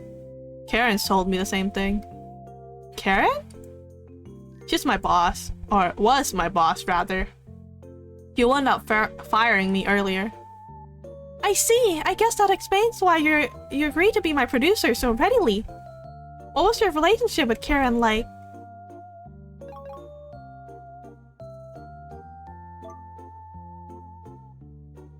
I can't imagine it must be painful, yes, to be betrayed like that. I've always thought of you humans as pitiful creatures, but you're even more pitiful than most. I almost feel sorry for you. But please, do not let your sorrow get in the way of my debut. If you spend too much time mourning over your failed relationship, I'll be very angry. Roger that. I hear you loud and clear. Good. I must say, I had hoped my career would get off to a more auspicious start. But beggars can't be choosers. I'm going to make do with what I have, but I won't tolerate any cockroaches near my sleeping quarters. What? Why not? Because they're disgusting and unsanitary. Like it matters, aren't you supposed to be the old one? Cockroaches shouldn't be any match for you. They aren't a match for me. I could smush your insectoid friends with ease, but I am an adorable idol, you know? I've done some research, and I know for a fact that cute girls such as myself are united in one common belief, and one alone. It's cute when fictional boys kiss? No! Bugs are disgusting, they're despicable, they ought to be destroyed. Though I am curious. Was this about boys kissing? Oh, nothing. I was just thinking out loud. I know this place isn't much to look at, but there should be just enough room for the two of us. We should be able to make this work. Well, I would hope so. I won't be able to rub in my accomplishment in Huster's face if I'm not able to accomplish anything. Now, I've done my research, and I know every idol needs to work on 3 core skills if they want to succeed in this industry. I need to hone my singing skills, my dancing skills, and my charm. You also need to ensure that we have a good relationship, or else I might lose faith in you. An idol's bond with her producer is important, so don't let my affection get too low. Otherwise, I'll call this whole venture off. You also need to keep an eye on how stressed I am. I might be cute, sweet, and entirely normal teenage girl, but who's to say that what I might do if my mood sinks? It could mean the end of your sad, little life, producer. And the lives of everybody else within a 50-mile radius. I don't want to make waves if I can help it. So please, take care when you're organizing my schedule. I'd very much like to avoid a bad ending. Oh, and if you want to check my stats, you should click the star icon on the upper right-hand corner of the screen. That should tell you everything you need to know.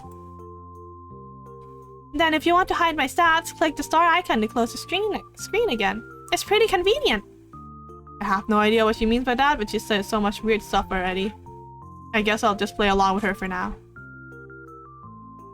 You should also keep in mind that my time is precious. I might be a great old one who's lived longer than you can comprehend, but that doesn't mean I like pursuing pointless ventures. If I don't see any results in the next 2 weeks, I'll give up on everything. 2 weeks? That seems pretty hasty.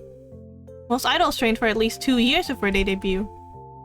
Most idols are puny humans. They have no choice but to train, to reach my exalted heights. But I am an old one. People used to worship me as a god.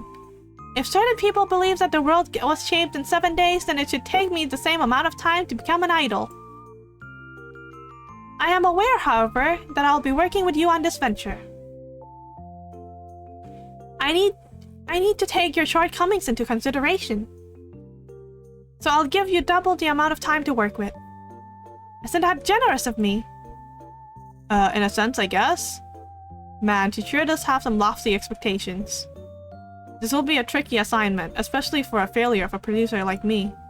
But she's taking this so seriously, I don't want to let her down. I don't know how much I can accomplish in 2 weeks, but... I'll do my best to manage you, and I'll turn you into a well-rounded idol. I'm not going to let you down, Cuckoo, I promise. Very nice. I like your enthusiasm. But verbal agreements can be broken much too easily. Do you have any other way to pledge your loyalty to me, producer? Pledge your loyalty with a kiss. It's time for a pinky promise. Grovel at her feet. Shake her hand. What in Katanid's name are you doing? I'm showing you how serious I am about this arrangement by rubbing my head on the floor at your feet, of course. I can't think of any better way to pledge my allegiance to you. And it doesn't hurt that your feet are so cute either. I'm wearing socks, you creep! And get up, you're going to give your forehead a rash if you keep rubbing it on the tatami like that. Aha, good point. Honestly, you might be a pathetic sniveling worm of a human, but I had hoped you would have a bit more self-respect than this. Evidently, I've been hoping for too much. Now, I think that it's time for bed. I read that getting 8 hours worth of sleep is important if one wishes to maintain their good looks. Oh, but first I need something to sleep in. I can't wear this outfit all the time, so... Do you have anything I can borrow, producer? Wow, a cute girl wants to wear my clothes?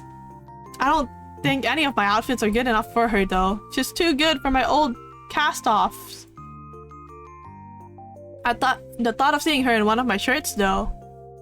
Producer? That's not a bad idea. Producer? Ah, I can't believe my luck. I'm so fortunate meeting a cutie like her. Today was shaping up to be terrible, but tonight's more than redeemed it. I'm going to see Cuckoo wearing my cast-offs. I'm so happy. I feel like I could die. In fact, I am getting pretty lightheaded. I wonder why. Hey, producer, my knowledge of humans is admittedly limited, but... Are you supposed to bleed from your nose just like that?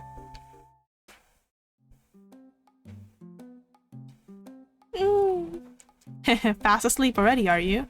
I guess it makes sense. You must be tired, burning through your energy like that.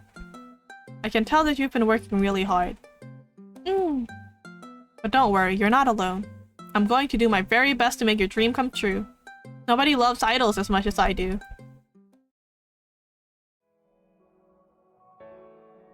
It's another brand new morning. What should Cuckoo do today?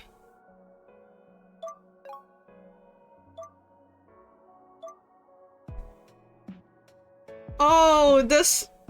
Oh, we can... I'm C. Okay.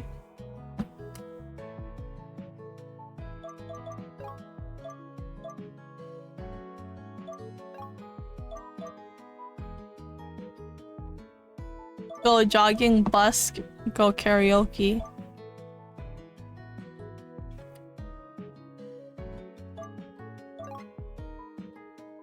Morning. Ugh, I don't believe this. Are you seriously going to make me run outside this early in the morning? It's so hot! That's right. I'm sorry, Cuckoo, but you yourself said you wanted to be #1 idol. There's no gain without any pain. Which is to say, if you want to become halfway decent dancer, you need to raise your stamina. I know this is stressful, but please believe in me. I'm a bleeding heart, so I don't push idols I managed in the past. I wasn't hard enough on them, and they stagnated. You don't want to stagnate, do you, Cuckoo? Well, of course not. I've gotta become the very best. I need to prove to Hester that I'm worth taking seriously. I'll claw my way to the top of idolhood if that's the last thing I do. That's the spirit. Believe in yourself, then you can do anything. I will. Will I be able to put on sellout concerts at the Budokan? Of course. And will I be able to gather a legion of mindless fans who will be willing to sacrifice their souls for me? That's what being an idol's all about. And will I be able to Sell more CDs! Then a certain American singer whose name starts with a T and ends with an Taylor Swift?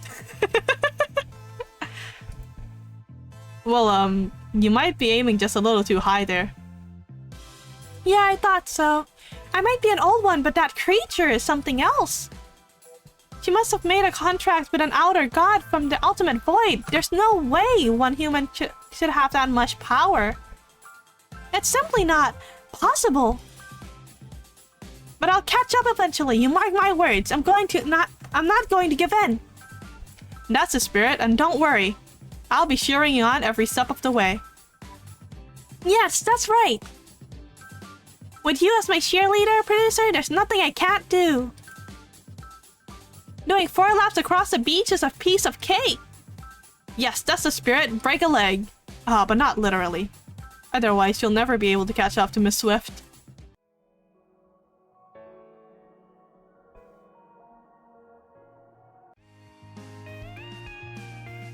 Right, this should be a good place as any.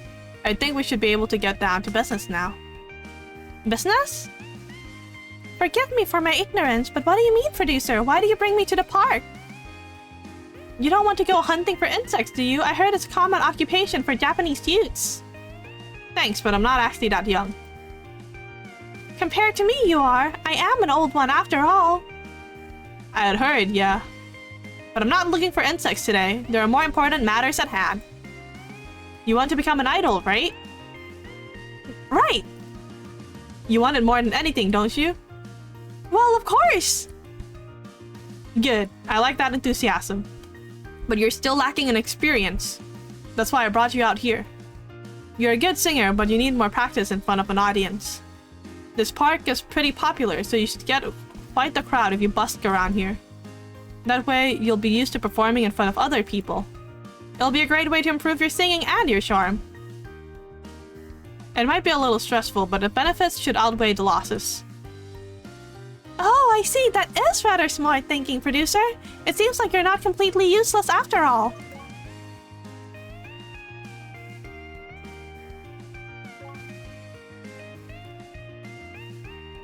I like your idea. So I'm going to sing my heart out. Let's give this a go! I can hear my stomach rumbling.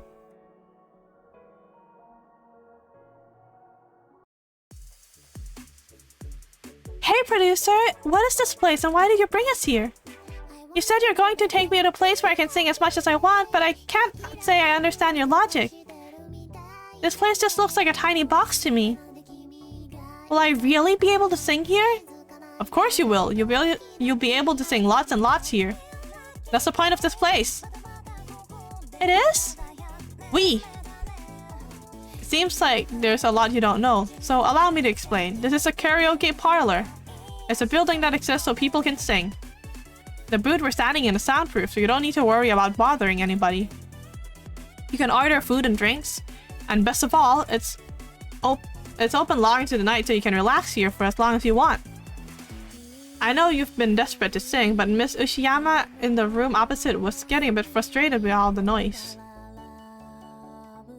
I'm glad you're dedicated, but I thought our neighbors might appreciate it if we spared them a late-night serenading. Oh yes, that woman. It was awfully rude of her to complain that I was making too much noise.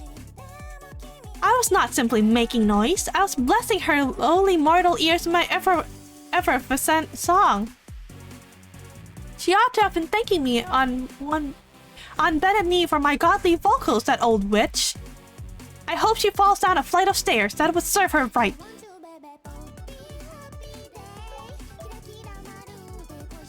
She used to bug me about playing music too loudly too.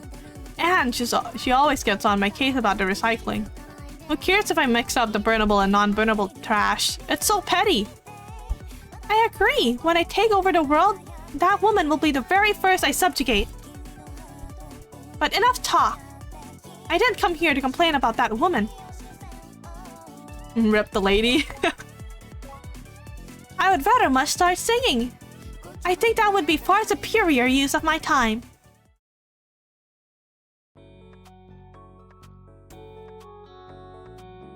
It's getting pretty late. I guess it's time to call it a day. I wonder what will await me tomorrow. I can't wait to find out. It's another brand new morning.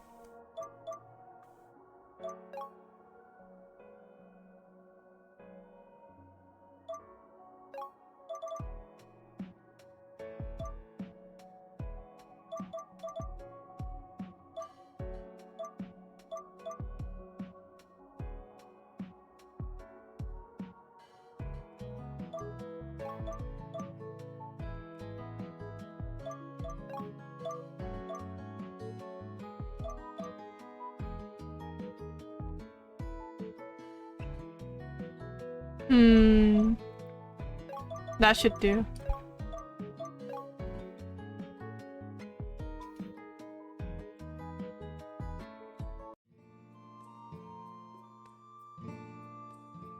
Cuckoo must be tired, just out cold.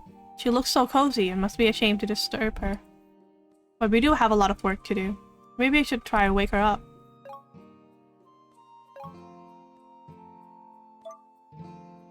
Cuckoo, hey Cuckoo! A new day has dawned. It's time to get up. Is this enough to wake her? I should keep going. Cuckoo, hey Cuckoo! Producer, what are you doing? Waking you up. The sun's shining, the birds are singing, and it's time to get your butt moving. You shouldn't talk about a woman's butt. It's not professional.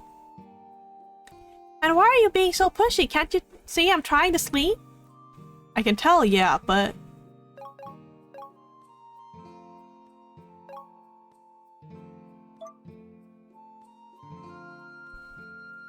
I am, but I also know my limitations.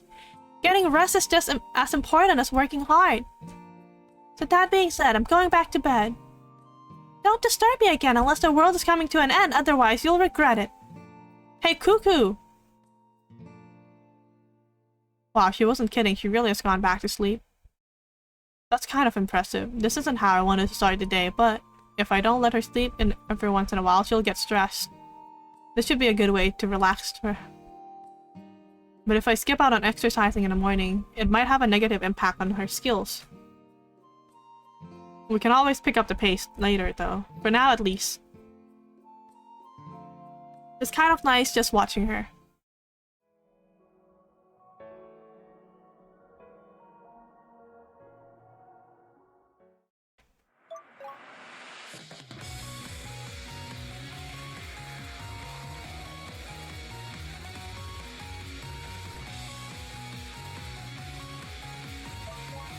Alright, Cuckoo, listen up. You're serious about being an idol, right? That's right! Then you'll need to put in some effort into practicing your dance steps.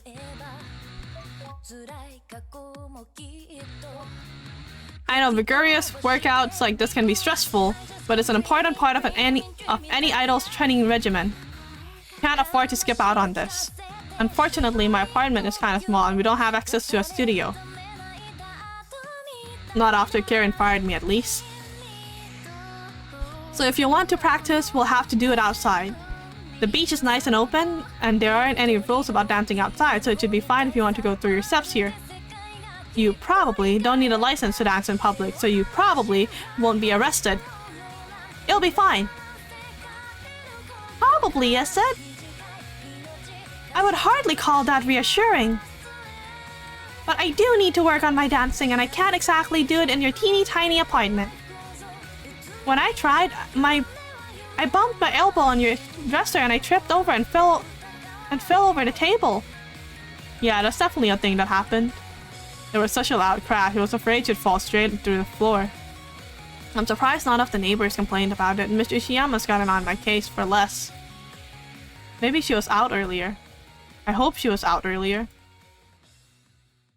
There are a lot of things I wish to explore in the domain of you humans, but the hospital isn't one such place. It sounds rather depressing. And I don't like needles. Oh, are you afraid of them, Cuckoo? Well, of course not! I'm an old one. I don't get afraid. Fear is a base human emotion which does not apply to the likes of me. But I have bad experiences with sharp, pointy objects. It sounds pretty scary. Did something happen? Almost a century ago, I was hit with a harpoon. It wasn't very much fun. I'd like to avoid anything like that ever happening again. A harpoon? Her backstory is really complicated. I have a lot of questions. But if I start asking, I'm afraid we'll be here all day. That sounds rough, but you won't be harpooned this time around, I promise. Well, I hope not. It'd be pretty strange if somebody threw a harpoon at me now. I'm on dry land. Only a monster would try to target a cute girl like me. Now, the beach isn't too crowded today, so I guess I'll start practicing my footwork. Keep your eyes on me, producer. I'm going to show you what I'm really made of.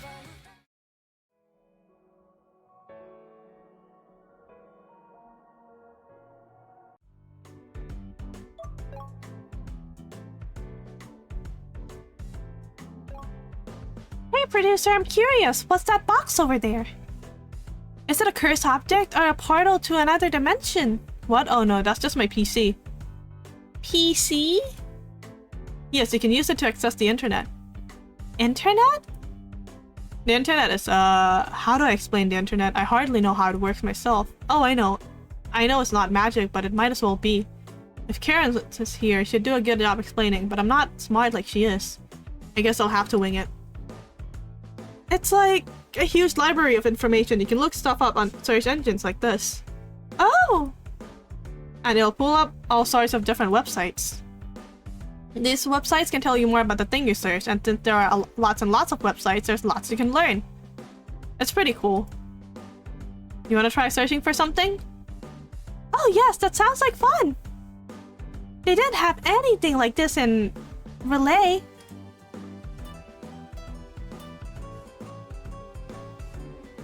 All they had were ruins and water. And a few anglerfish.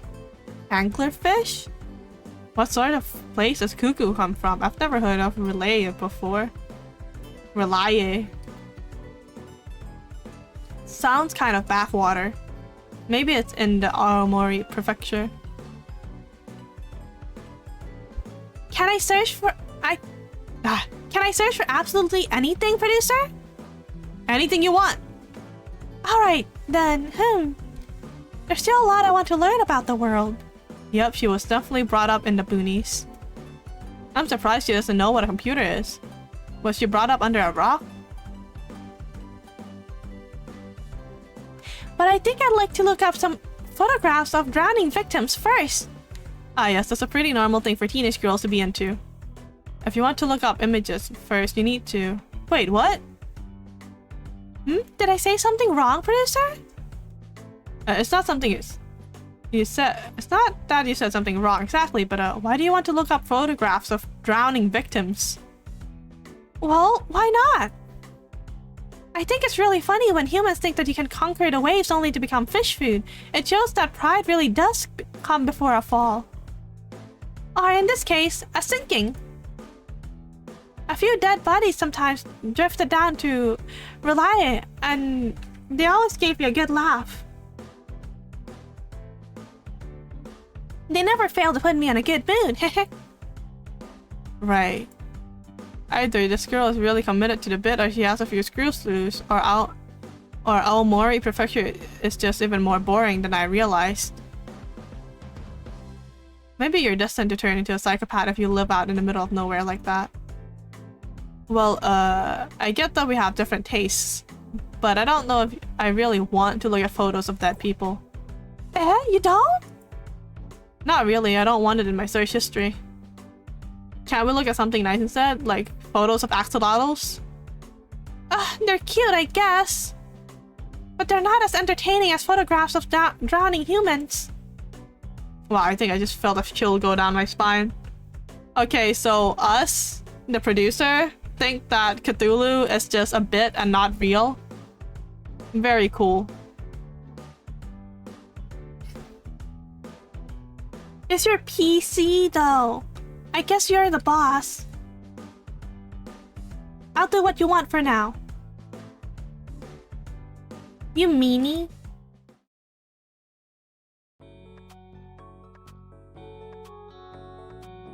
It's getting pretty late. I guess it's time to call it a day. I wonder what will await me tomorrow.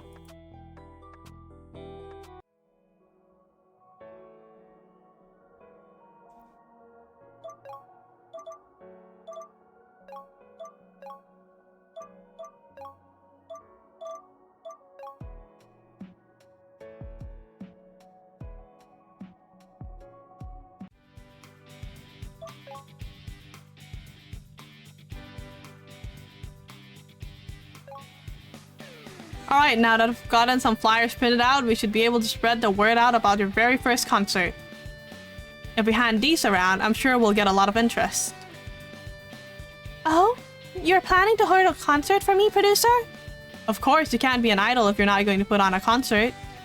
I only have 2 weeks to get everything prepared, so I'm going to do my best. Though, I thought I could put on a bit of a show on the beach, with a makeshift stage and some speakers I've borrowed. Or stolen. From my old workplace a while back.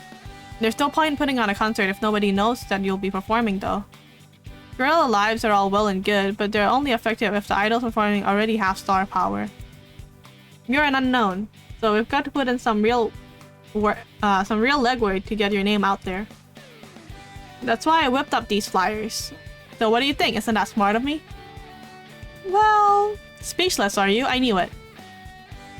In a sense, I guess. Well, that's fine.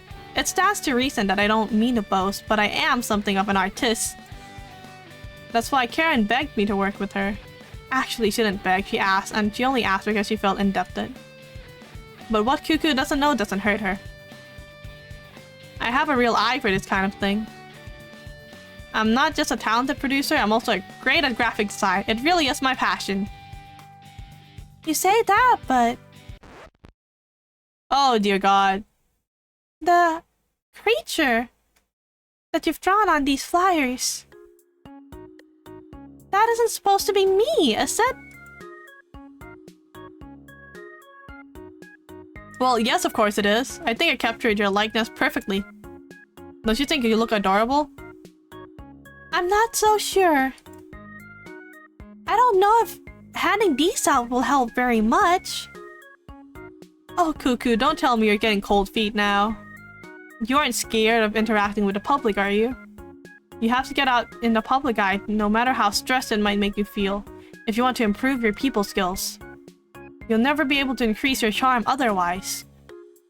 Of course I'm not afraid. I'm a powerful old one. You foolish humans ought to be afraid of me. I have no qualms with handing out these flyers of yours. But I do have a few objections as to how you've portrayed me in these flyers. That thing that you've drawn. It's much, much, much scarier than anything I could ever come up with.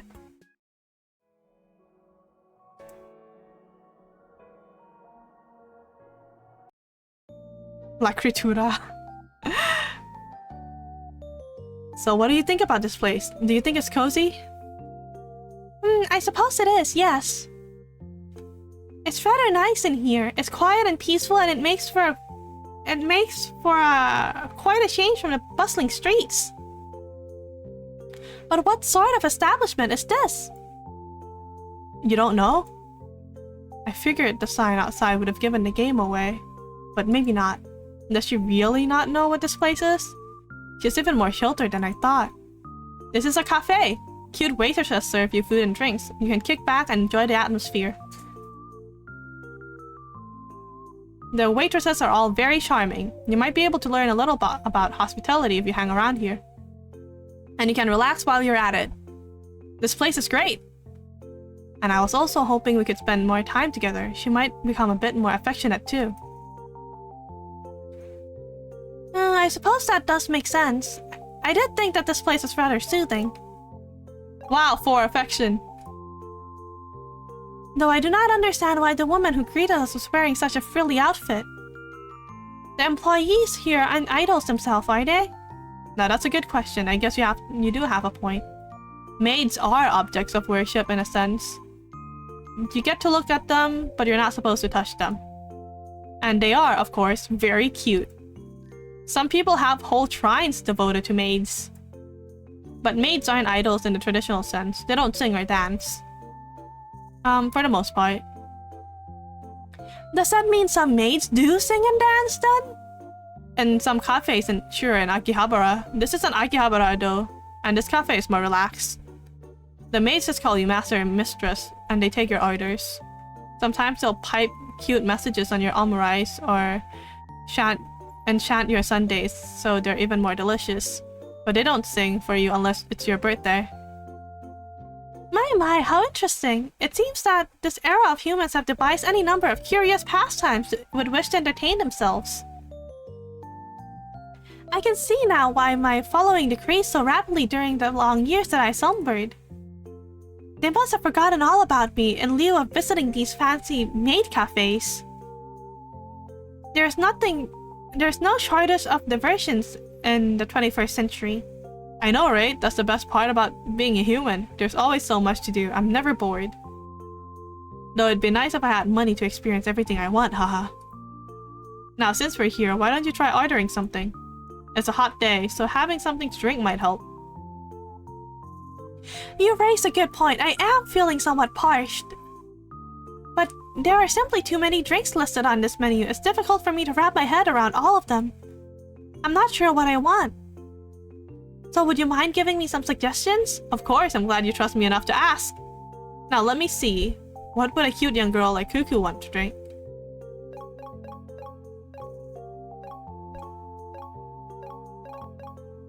An ice cream float? A float? What a curious name. I've always preferred things which sink, not things which float. But if you say that this drink is delicious, then I can trust your judgment. Thank you for the help, producer. It's appreciated.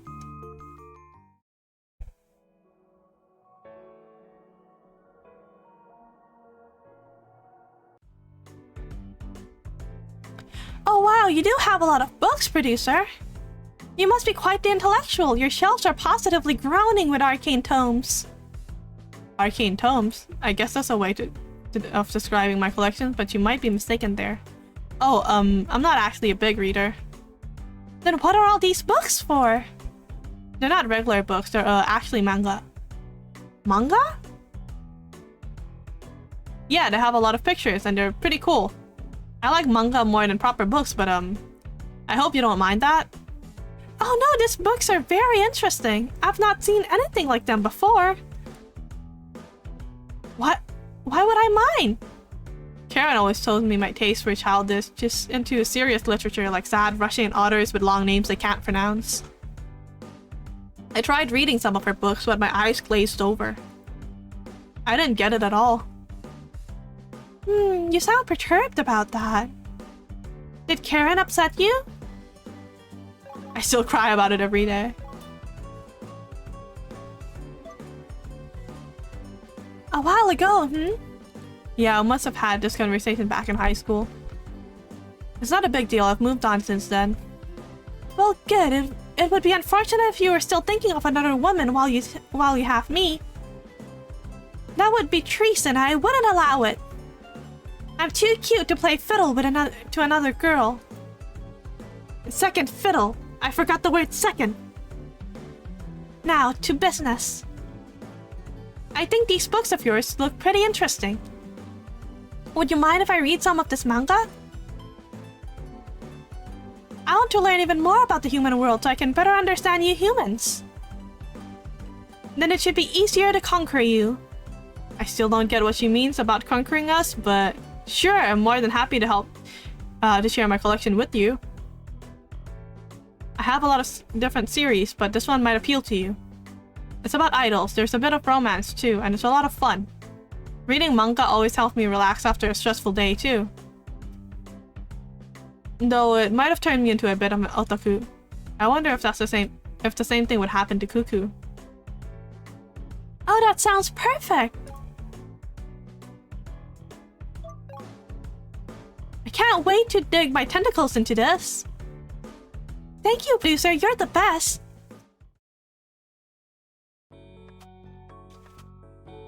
It's getting late, okay. Cool.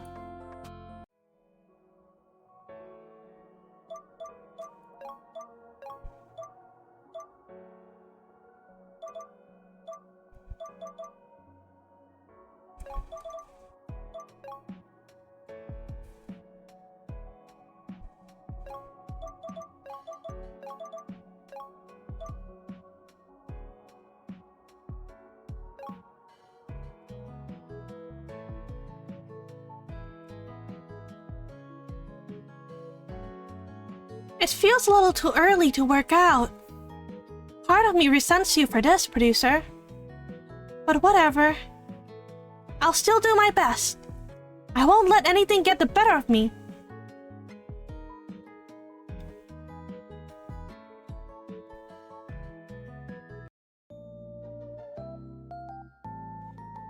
My, it would appear that your ribbon is askew, Shiaki.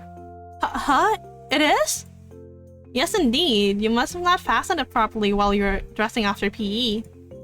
Please allow me to aid you. Oh no, big sister. I couldn't possibly ask you to do that. I don't want you to go out of your way for me.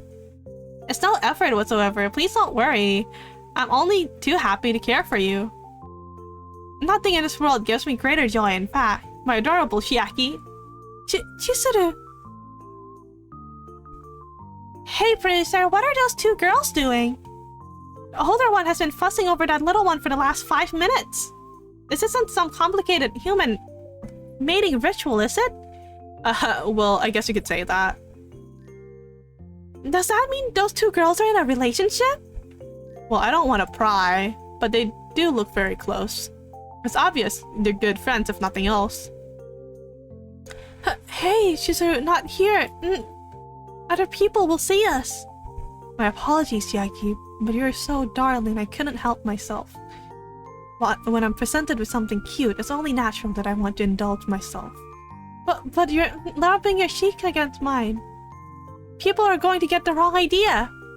And what idea would that be, I don't know, I don't want to cause a scene. But you're so cute, you would cause a scene regardless. How can people not stare at you when you are so small? And so soft. Kuga! Not Kuga. Kya! Yeah! I can't read the word Kya anymore. My brain is mush. It's so incredibly huggable. Alright, maybe those two are more than just friends. They're being surprisingly touchy-feely given that they go to that pretentious all-girls school up the hill. I recognize those uniforms. Well, never mind them. Let's not stare. It isn't polite. Right, I understand.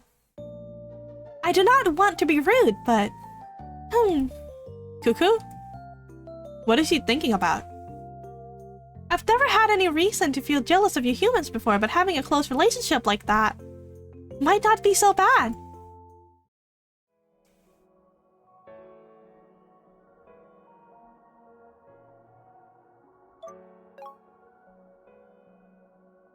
Wow, affection is going up really slowly. I hate it here. Before I start singing, I should do some warm-ups first. La la la.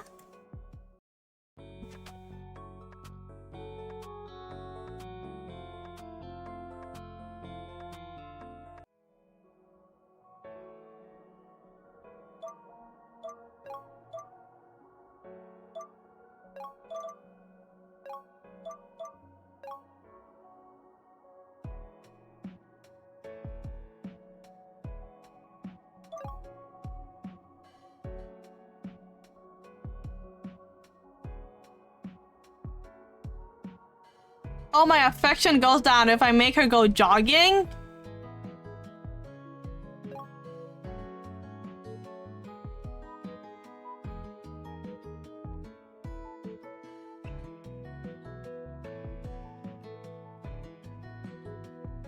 What should I order today? There's so many choices, it's hard to decide. Eeny, meeny, miny, mo.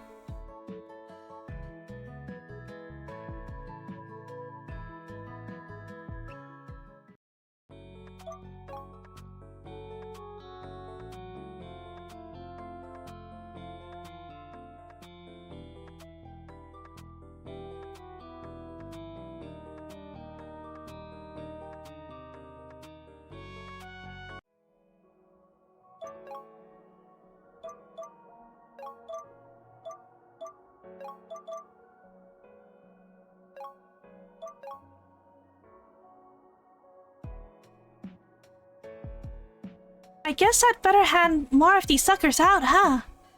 Let's see if I can give up all these flyers by lunchtime. No more jogging.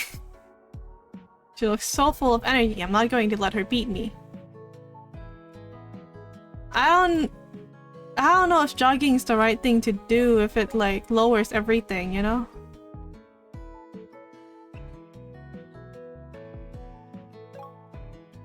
Ugh, nothing's really catching my attention. I guess I'm not in the mood.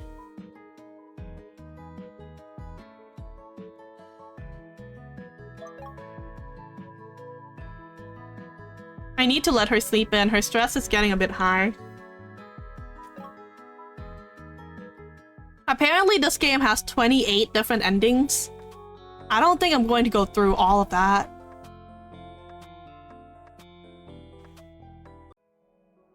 Not on stream anyways. I still want people to go play this game by themselves, so I'll get the one ending. Yeah, 28. I'm pretty sure they wrote 28.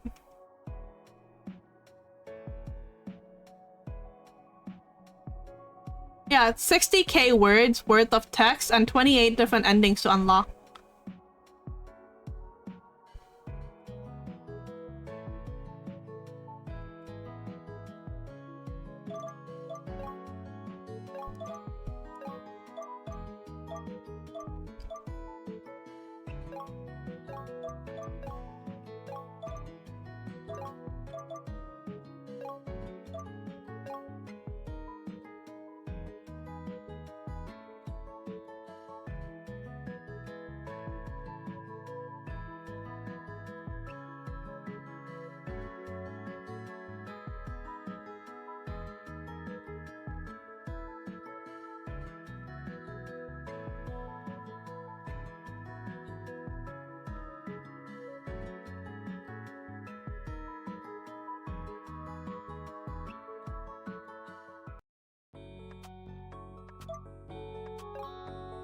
Okay, her stress went down by a lot.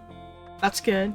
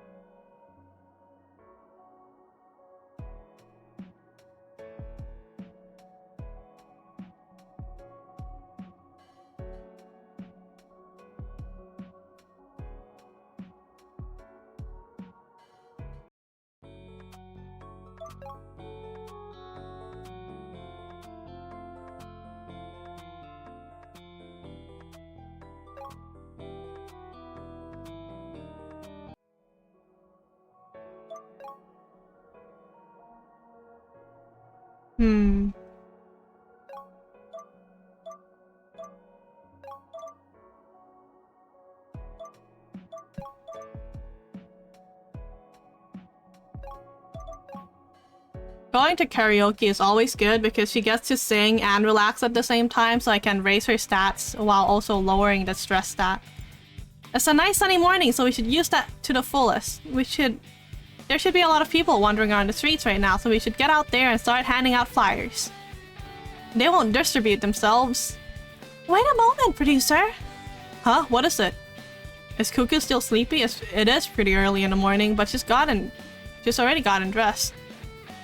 I hope I'm not being too pushy. Handing out flyers is a good idea, but we've not been having much success with them. People haven't been paying your flyers much attention.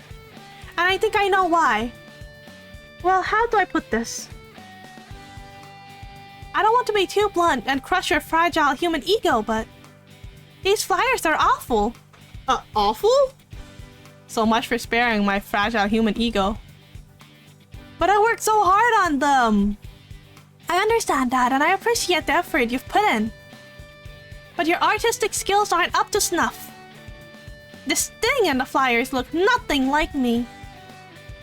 It's an abomination. I think it's more likely to scare people, not endear them to me. As an old one who comes from the darkest depths of the ocean, I don't mind instilling terror into the hearts of you humans. But I'm trying to be an idol now. I need to appeal to you humans, not appall you.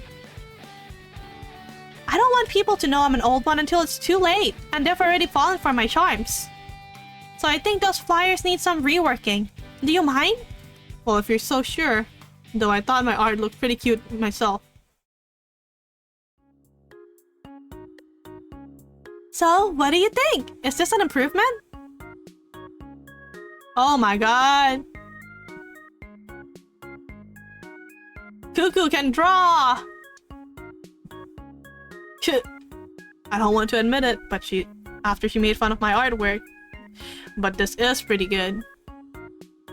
Cuckoo really is better at this than I am. I guess I can't compete with the unbridled creativity of you. Am I getting old? Producer? Hey, producer! Your producer! Life can be so unforgiving sometimes. Sniff, sniff.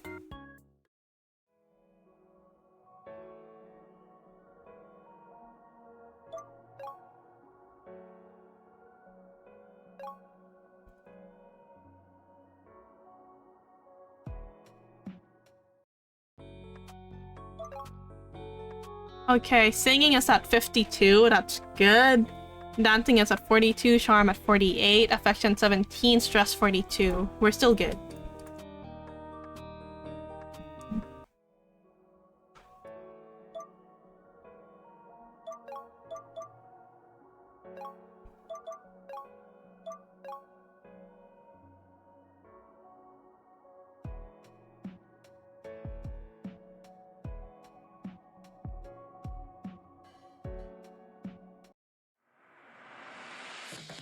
I think I'm finally getting the hang of it. That's right, Cuckoo, do your best. You're doing a good job. At a time like this, it'd be nice if I had some glow sticks I could wave around. But since I don't, I'll just settle for some good old-fashioned verbal encouragement. Yeah, go, Cuckoo! You can do it! Aim for it! Aim for the ace! You're amazing! Everybody knows that the K in Cuckoo stands for cute! Cute doesn't start with a K, though.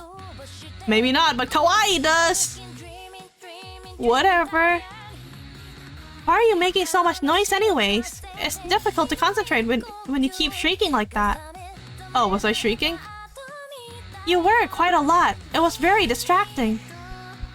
Sorry, Cuckoo. I was just trying to cheer you on. I thought launching into a cheerleader routine might help, but maybe it's not as effective as I'd hoped. I wonder if I should dig out my cheerleader outfit next time. Oh, and maybe I should get out some pom-poms. You have a cheerleader outfit? Of course I do. How else would I be able to cheer my cute idols on? I thought idols were supposed to dress up in cute outfits, not their producer. Well, yeah, that's usually how it goes, but there's nothing stopping me from dressing up either. I think it's fun. And the cheerleader outfit is only the tip of the iceberg. I also have a sexy police officer outfit, a nun outfit, a nurse outfit. Oh, and I can't forget the maid outfit, of course. That's a staple. All cosplay lovers gotta have at least one of those in their wardrobe. But since I like maids, I have a dozen of them. Wow, I don't know. I did not know that about you. Are these outfits for your idols to wear, or... They're in my house, so naturally, they're all mine. It's fun to dress up every once in a while. Who do you dress up for, though? As far as I've gathered, you don't have any friends. Nobody has been around since I've moved in after all.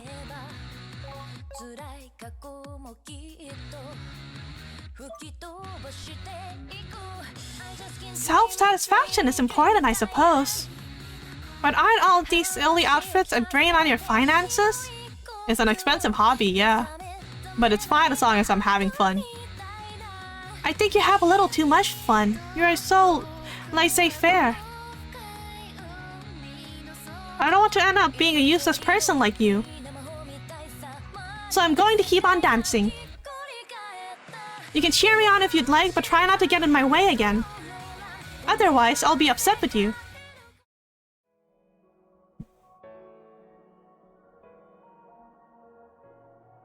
I was planning on playing 3 games today, but I don't think I have the time anymore. I can't really see anything that's catching my fancy. Oh well, I guess I can settle for this.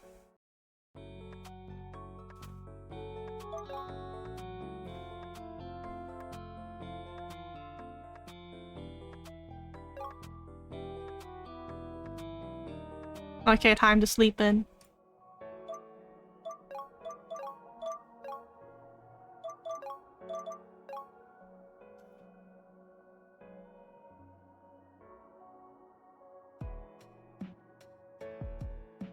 Is she having a nightmare? She's tossing around and turning a lot. I hope she's alright.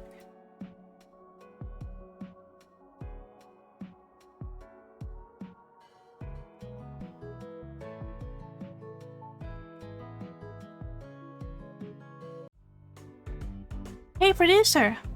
What is it, Cuckoo? I've read all of the Idol series you gave me already, and it was pretty good. I liked how cheerful the main character was and how she was so determined to accomplish her goals. Even if there wasn't as much mutilation as I'd like. The story was lacking in blood, guts, and dismemberment, but there isn't nearly enough suffering. The writer really dropped the ball. Well, it is an Idol series. They tend to be pretty light and sweet. You shouldn't have gone into it expecting blood and gore. Why does she like blood and gore so much? I guess you must love horror. You wouldn't think it. You wouldn't think it to look at her. But looks can be deceiving. I know. It wasn't the series I hoped it would be. But it was still rather interesting. The story had a lot of twists and turns that kept me engaged. The writer was a bit of a coward, so they didn't go all in, but I would like to read even more manga. Do you have any suggestions? Suggestions, huh? Let me see.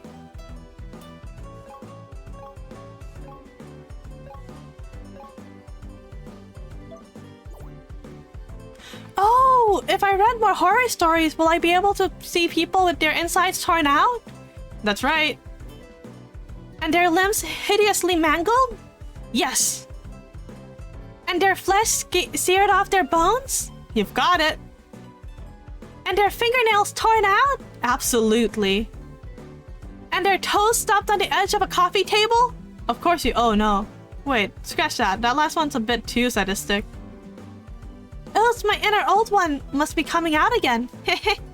Please forgive me if I said anything too diabolical. As you know very well, I'm just an ordinary high school student. But sometimes my enthusiasm gets the better of me. Well, of course you're a normal student. What else would you be? What else indeed? It would be silly of me. It would be silly to take me for anything else. Hehe. That's right. Now, how about this? This particular horror manga is so scary it could keep you up all night. Oh, I doubt that. I am the great dreamer after all. But thank you. I'll take good care of this important text. It looks like I'll have a lot of fun tonight.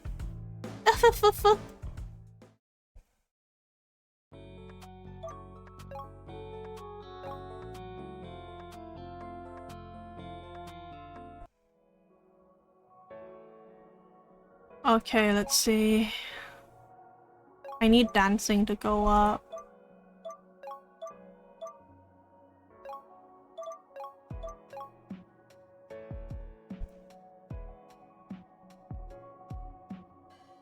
It feels a little too early to work out. Okay. That's the same dialogue. I've read that before. Phew, and that's a wrap! I think I did pretty well today if I do say so myself. What do you think, producer? Did I dazzle you in my mesmeric moves? What? Oh, yes, I'm sure you did great. You did a great job, Cuckoo. That doesn't sound very convincing. In fact, it was rather half-hearted. I thought you were supposed to be my biggest cheerleader. What happened to that? Didn't you mean it when you said you'd always support me? Oh no, I do want to be your cheerleader, Cuckoo. Of course I do. It's just... Just what? I don't have any proof, but I'm sure somebody was watching us. Since Cuckoo's dancing on the beach, it's natural that people would stop by to take a look, but this felt deliberate. It was as though somebody was lurking in the shadows, observing her every move. I'm starting to worry about Cuckoo's becoming a bit too charming. Maybe I'm being paranoid. I guess I haven't been getting enough sleep.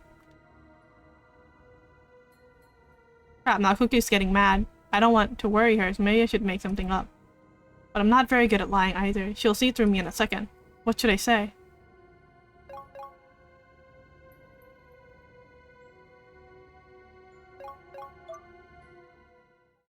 I get the distinct feeling that you're trying to change the subject. I guess I'm not very subtle. But given that I am very cute, I suppose I'll let it slide for now. Good job, producer. You got lucky this time. But next time you fail to pay attention to me, there will be consequences. We get stalkers if we're too charming?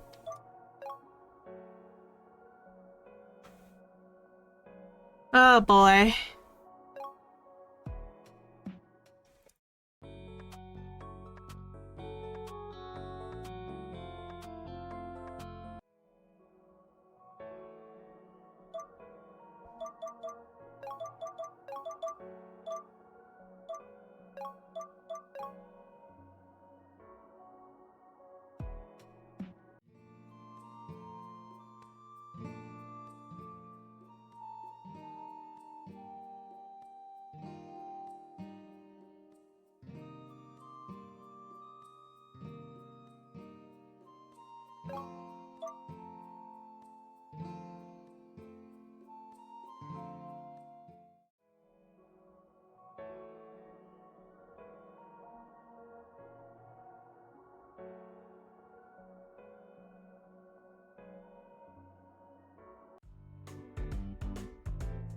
Hey producer, won't you let me use the search function of your PC again?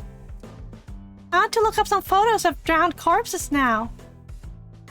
Oh wait, wait, she still wants to look up? Okay. I think that'll help reduce my stress by at least, maybe 20 whole points. I don't know what you mean by points. And I wish she didn't love waterlogged corpses so much. But you can do more things on the internet than look up images, you know? You can? That's right, you can also use the internet to chat to people or watch videos. And you can also use it to play video games. Good evening! It's not very spooky right now. We're managing an eldritch horror that wants to become an idol. I'm trying to get all the stats, like, to be about the same. But I think I invested too much into charm.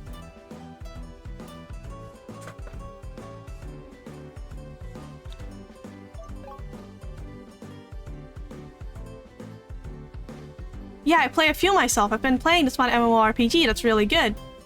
MMO? An MMO is, jeez, how do I explain it? If Cuckoo doesn't know what a video game is, there's no way she'll know what an MMORPG is. There probably isn't any point explaining it to her. It'd be easier to show her instead. But MMORPGs can get pretty addictive. I don't want it getting in the way of her career. What should I do?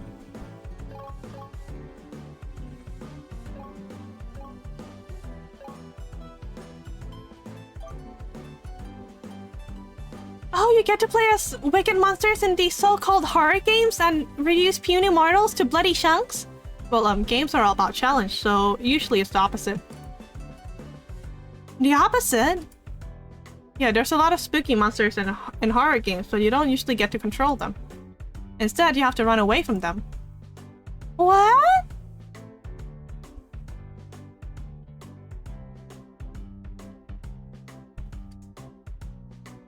This isn't what I signed up for! If I'm going to play a horror game, it had better let me be an eldritch abomination, otherwise what's the point? I don't want to pretend to be some pathetic human, not when I'm already acting like a human. I want some wish fulfillment here. So she dreams about pulverizing humans as some sort of monster? Well, who am I to judge? We all have our own tastes. Maybe it'd be hypocritical of me to judge. I do like kaijus a lot. Now that you mention it, there might be a few games where you get to torment humans. There are? Well, there's one game you get to roll them up into a ball. Does that sound like fun? I think I'd prefer it if there was a lot of gore and guts. But that doesn't sound too bad either. Alright, you've convinced me. I think I'd like to give this game a go after all. Who knows, maybe it'll even help reduce my stress.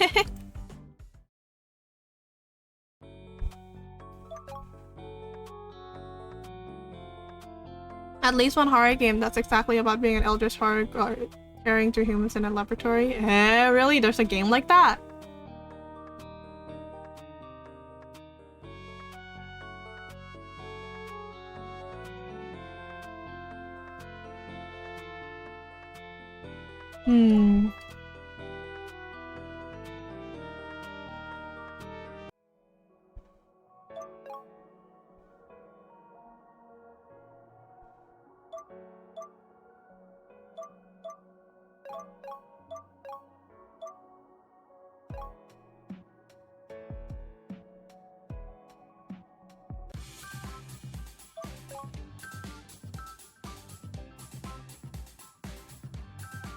But jogging in this outfit is kind of hard. It looks it. I'm surprised you didn't keep that hat balanced on your head.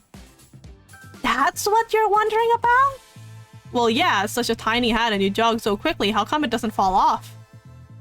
I just... Wait, don't tell me. You don't use dark magic, do you? By dark magic, do you... If by dark magic you mean hairpins, then yes, I guess I do. Oh right, I should have known. Yes, you really should have.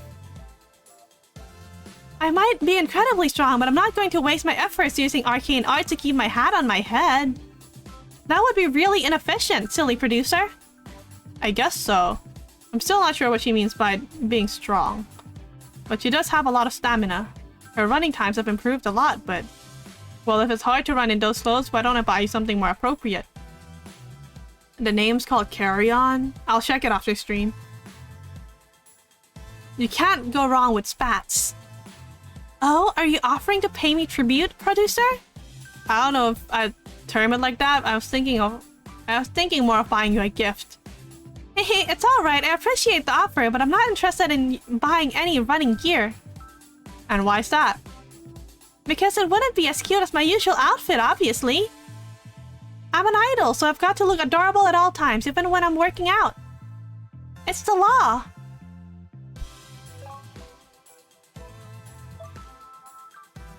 Do you really think so? That's very sweet. But no, such compliments are to be expected. I am training to be an idol. Looking adorable is my reason for living. That and exerting my control over the masses, so they'll one day recognize me as their superior ruler. Cuckoo. There's another reason, though, that I'm not asked to buy any sports clothes. That being... You can't afford it, can you? I've seen the state of your apartment, and it's dire. Oof. Well, I guess she's not wrong there. She's being thoughtful in her own way, I guess. But that still stings.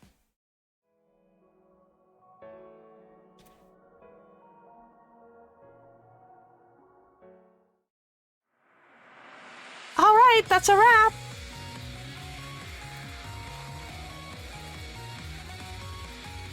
Cuckoo's come on leaps and bounds since she first started training to be an idol. Her dancing skills will use some work, but her raw appeal is off the charts. I'm sure she'll get loads of fans before long. Speaking of which, this boy's been watching Cuckoo for a while. Maybe he's been entranced by her too. Hello there, are you alright? Yes, I'm fine. I was just wondering... excuse me, miss? Are you talking to me? Yes, that's right. I was wondering, would you give me your autograph? Oh? Has he recognized Cuckoo? This is a pretty big development. It looks like she's gotten herself her first fan. Well, of course, it was only a matter of time before you foolish humans flocked to me, begging for my attention. I am incredibly cute after all, not to mention talented, smart, and hardworking. I would commend you for recognizing my talents, boy. Aw, Cuckoo's patting him on the head, how sweet. Maybe she has a soft spot for children. But my greatness is such that everybody ought to realize it. I'm surprised it's taking this long for me to achieve any recognition. Me too, I've been a huge fan for a long time, miss. You have? He has? She hasn't been trying to be an idol for that long, though. Yes, I've followed your MyTube account for almost a year. Your dance covers are the best. You're so lively and energetic. And you're really pretty, too. I know that I'm pretty. But what is this MyTube account? I'm talking about Graceful Katanotoa, of course. You upload dance covers of popular songs every Friday. I never miss them. They always cheer me up. Even if the other boys at school tease me for liking girly dance videos. They don't get your appeal. But I do. I know that you work really hard, Miss Katanotoa. You're the best. Katanotoa? Wait. Don't tell me she's trying to become an idol too. Huh? Are you not Graceful Katanotoa? No, I'm Cthulhu. You can call me Cuckoo. I'm aiming to be a top idol, not some 2-bit dancer. I'm an all-rounder. How could you confuse me with Gantanotoa? She's so awkward and ungainly. And she has about 1 billion eyes. What's so appealing about that? Miss Ganatoa doesn't have 1 billion eyes. She has a normal amount. Her hair does wriggle around a lot, though. I thought you were her because your hairstyles are so similar. But now that I think about it, Miss Ganatoa is staring at Cuckoo's chest? Well, she's a bit bigger than you, I'm sorry, I have to go. My mom will be wondering where I am. Good luck with your career, Cuckoo. I'll be cheering for you. What? Hey, get back here. Don't you want my autograph? I guess not. He's already gone. That child had no idea how fortunate he was to meet me. My autograph will be worth millions or billions one day, and I was prepared to give it to him for free. How ungrateful. This is why I can't stand humans. I mean, who prefers Gatanotoa over Cthulhu? I'm the face of the old ones. I've always been more popular than her. And my name is infinitely easier for humans to pronounce too. Tch. This blows.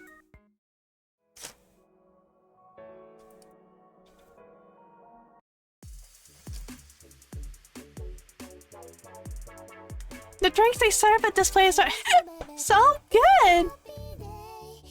Being able to sing as much as I want is real nice. But the drinks, man, the drinks make it all way better! There's so much different stuff that you can order. There's soda and juice and all sorts of tea and iced and fruit. I think today's drinks beats them all. This grape juice is super good! Can I order another glass of this stuff, producer? It's too yummy! We've been at the karaoke parlor for about an hour, but Cthulhu's been acting strange ever since he started ordering those drinks. Her face is all red and she keeps tripping over her words. I wonder... Hey, Cuckoo, there isn't anything strange about that grape juice you ordered, is there? I don't think so. There's nothing strange about it, other than how good it's making me feel. My head, it's all light and it feels like, cotton wool? Aged grape juice. Everything's all soft and fluffy, but I can still keep on drinking. Keep on coming, producer. Don't be stingy. Don't want to be stingy, but you're not acting like your usual self. I think you must have ordered something alcoholic by mistake. Wash alcohol! How do I put this? It's a drink that makes you feel good. If it makes you feel good, then what's the problem? I can drink even more. But it's only for adults. So? You're still a teenager. You shouldn't be knocking back booze. Oh, producer, you worry too much. It's not like I'm not an adult. I thought you were only 18. I'm eternally 18 in this body. But I've actually been alive for millennia. I'm not called a great one for nothing, you know? I've been sleeping in Relia longer than, I don't know, humans like you have even existed. I am eternal. I am invincible. And I want to drink even more of this yummy, delicious juice. I thought you just did it by coincidence. Nah. I'm fake hiccuping on purpose to match that stuff. What's it? The lines.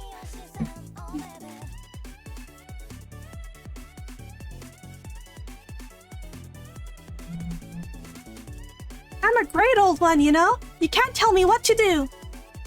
I just want to have some fun. I think she's having plenty of fun already. But I don't want to be a party pooper. Should I let it slide?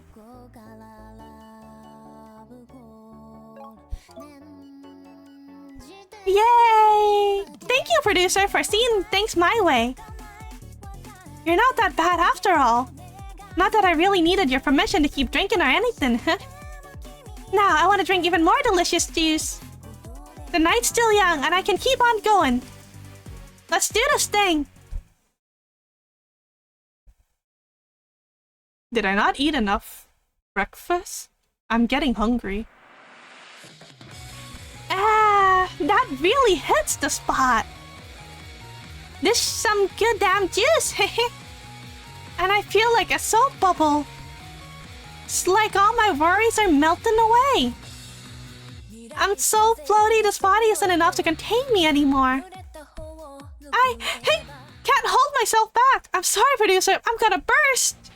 Oh, shit.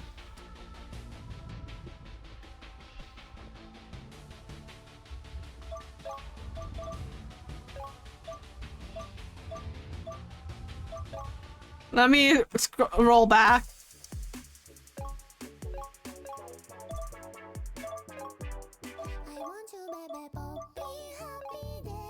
Let me roll back real quick. It's doubling, tripling, no, quadrupling in size. If you keep expanding, you're going to destroy the karaoke booth. You're going to destroy the whole building. Hell, you're going to destroy me. You'll crush me. Hey, Cuckoo! Ah, this feels so much better. I've been in that human form for much too long. It's constraining, letting go of my inhibitions. It's so incredible. Finally, I can be my real self again. This is who I really am. I am Cthulhu, the high priest of the great old ones. And now it's finally time for me to conquer this world for good. Cuckoo.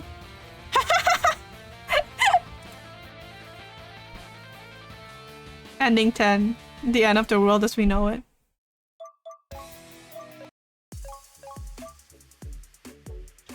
Boo!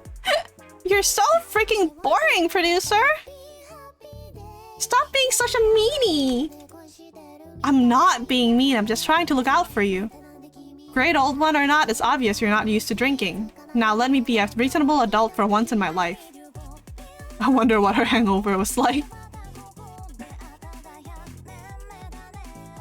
Do Eldritch gods even get hungover? Ah, you're so freaking boring! I can't stand it! You're the worst! You're even nastier than the deep ones! You're a...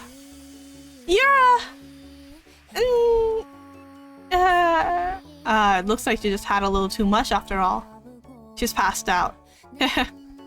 Well, letting her rest her head against my shoulder isn't all that bad. I don't know when she'll wake up, but I guess it's fine. Being used as a lap pillow every once in a while is also part of the producer's duties. They can get drunk, so maybe? I think hangovers are from dehydration. Don't quote me on that. I think so, yeah. If I don't drink enough water when I, like, go drinking, then I do wake up with a hangover, but if I drink enough water, then it's, like, no problem at all. So basically, if you're drinking a lot, make sure you're drinking just as much water.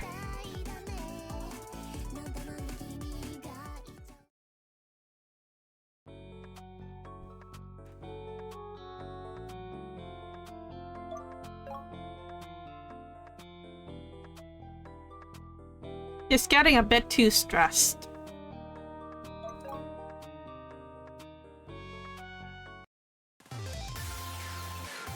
Hello, everybody! It's nice to see you all. It's nice to see all of you assembled here. My name is Cthulhu, but you can call me Cuckoo. I'm a great old one with the heart of a schoolgirl, and I've been working tirelessly for the last 2 weeks to debut as an idol. It took a lot of sweat, blood, and tears, but I've finally been able to take to the stage. My producer helped me prepare this concert, and I wouldn't be happier with how things have turned out.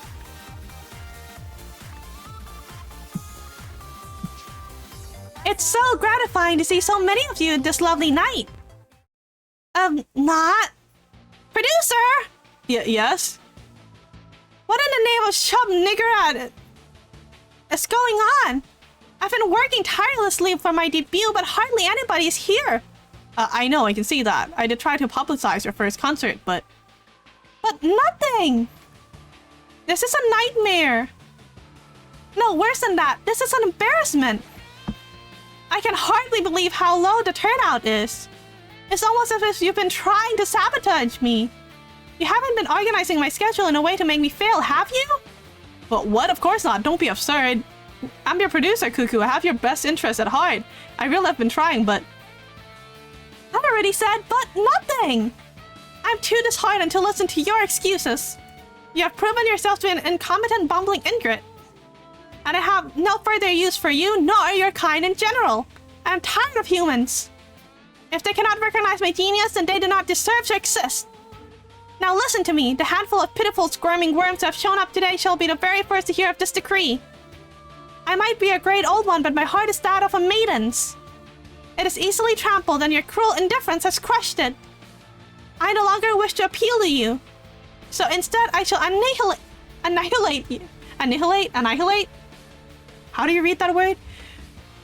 If only you had all worshipped me like a good mindless masses that you are, this could have been avoided. But you have failed. You have let me down.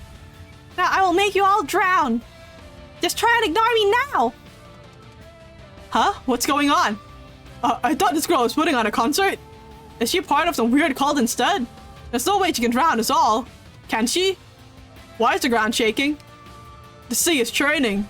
And it's starting to rain. Hey, Cuckoo, what are you? Ah! Eee! This is no good. The weather is going berserk and the tidal waves must be at least 50, no 60, 70 feet tall. This can't be natural. This isn't possible, but Cuckoo. It looks like she really does mean to end the world.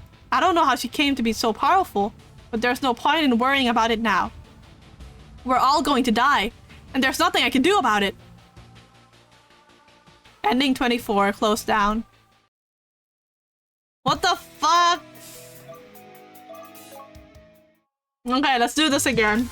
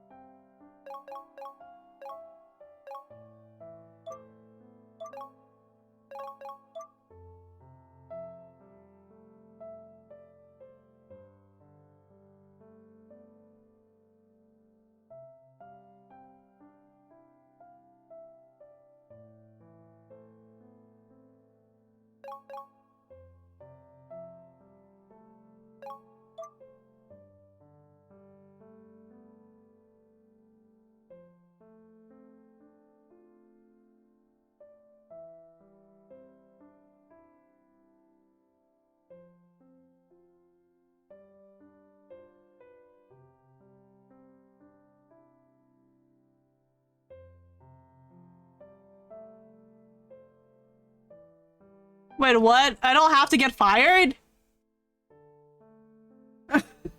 No, I'm just zoning out. Because I'm trying to skip through the game, but the dialogue is different, so I can't skip.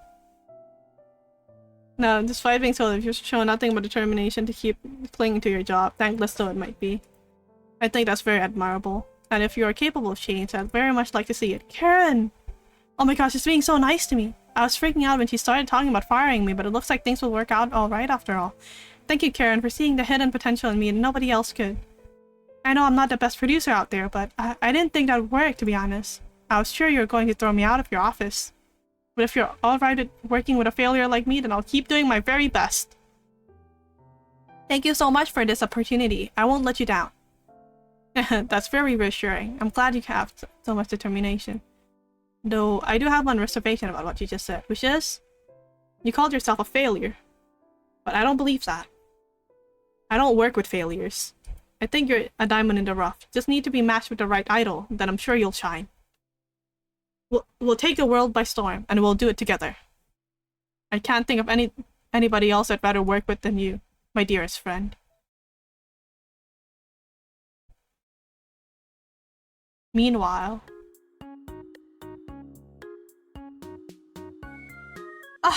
What in the far-flung cosmos is taking so long? I've been standing in the dark for hours already! Doesn't Mikori want to see me? I should have sent that dream over already. That should have piqued Mikori's attention. But nobody's here, I'm all on my own! What's going on? I haven't had my real introduction yet. It can't be! I don't want to believe this, but... Am I being ignored? I thought... Relia was unforgiving, but the human world is even colder. Bonus end. There's three's a crowd. I got a bonus ending where we don't get fired. But... I want the ending where she actually becomes an idol. Is that possible to get?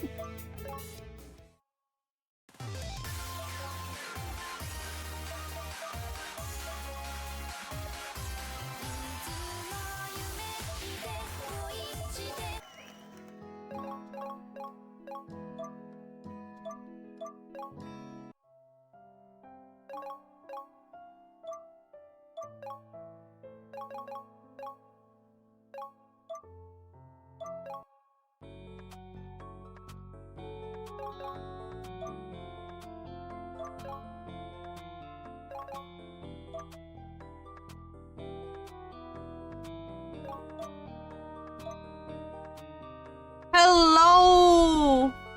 Mokiro. What kind of name is Mokiro?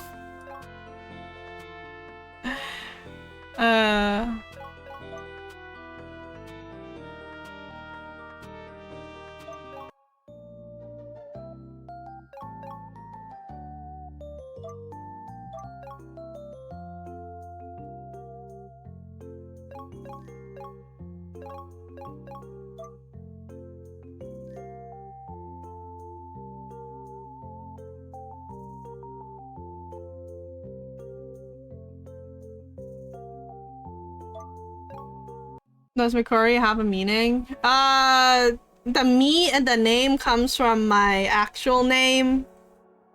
And the Kori comes from my nickname. It means ice in Japanese, so it's me and then Kori smashed together.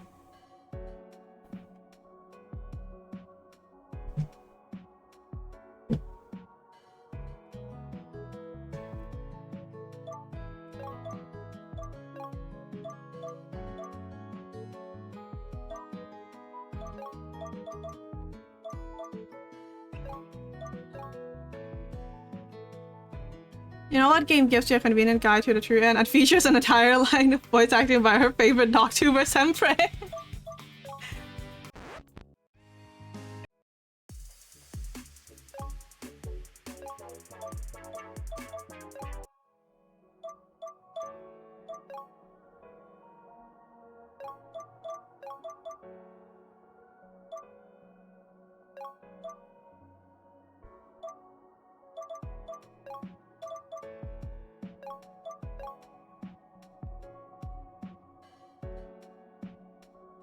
In this game, you're kind of a manager too. Yeah, I guess you're right. I'm trying to get at least a better ending.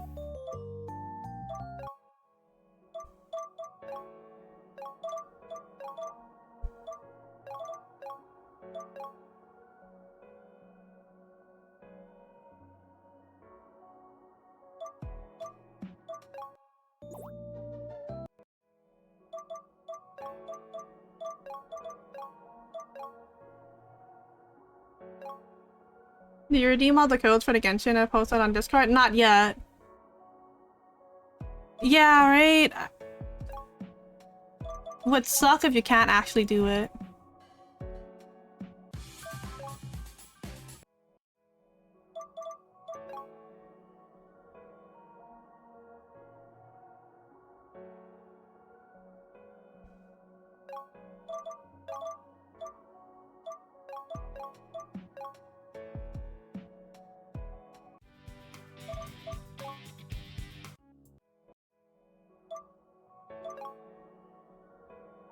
Her stress is at 61.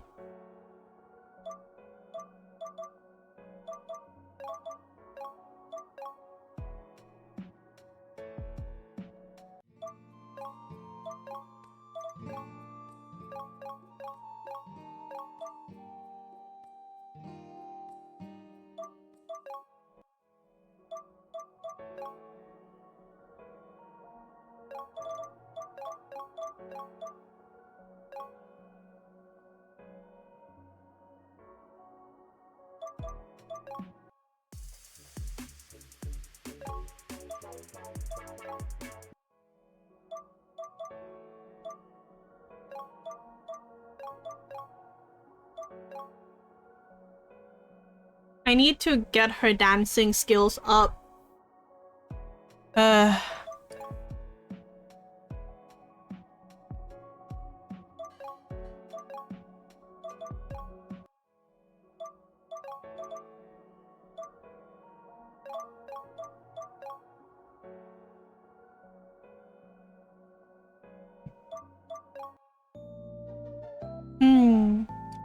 If I add a few more ribbons here and some star details there, then... Yes, I think that's good. Cuckoo's been busy scribbling on those napkins ever since we arrived at the cafe. I wonder what's gotten her so fired up.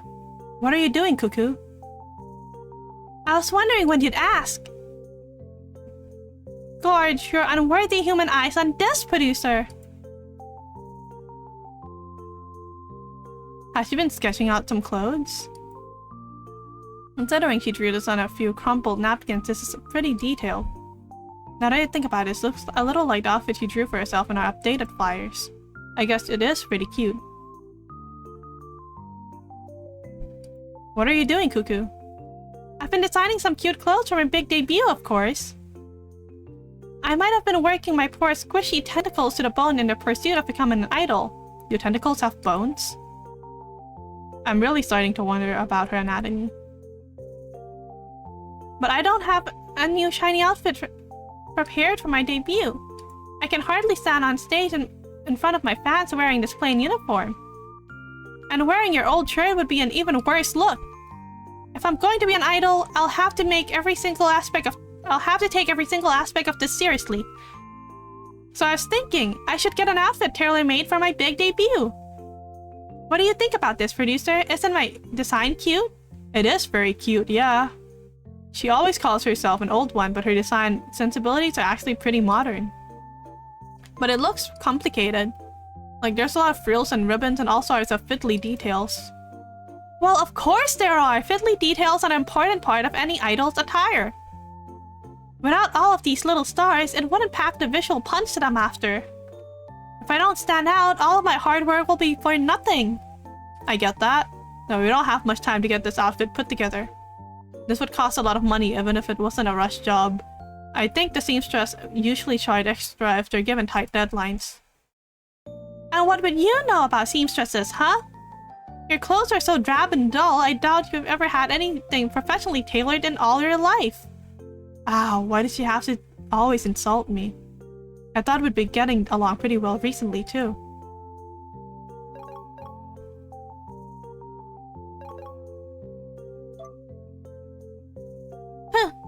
Well, you could have fooled me. You definitely don't look like it. In any event, there might be some difficulties involved, but it is important that I have an outfit to perform in.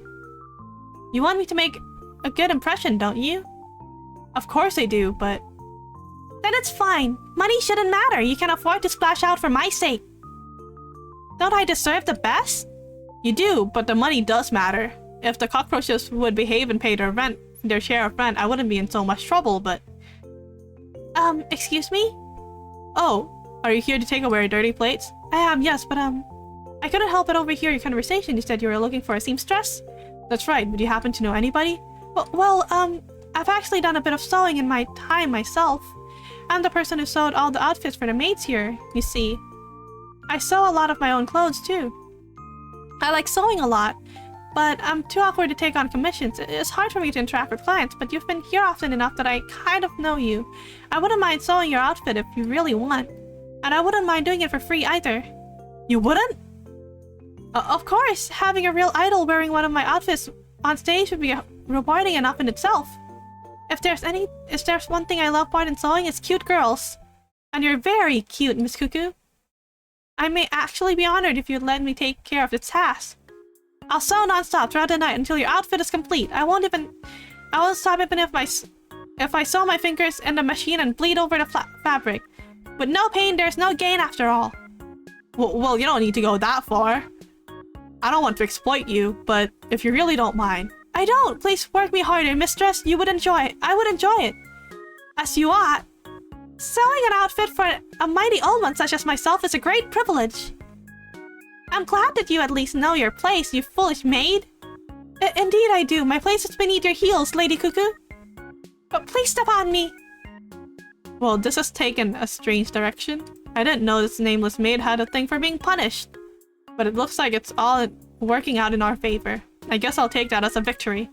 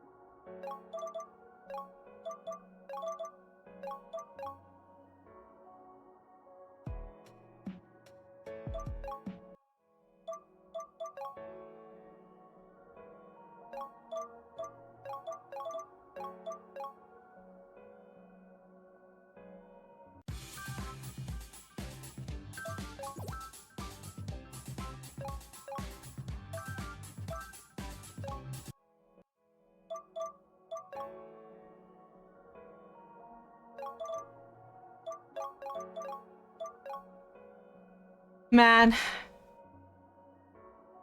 I hope this works. Phew, I finally passed the last of those flyers out. But that was rather strenuous. Walking around in this weather is so difficult. Ugh, I know what you mean.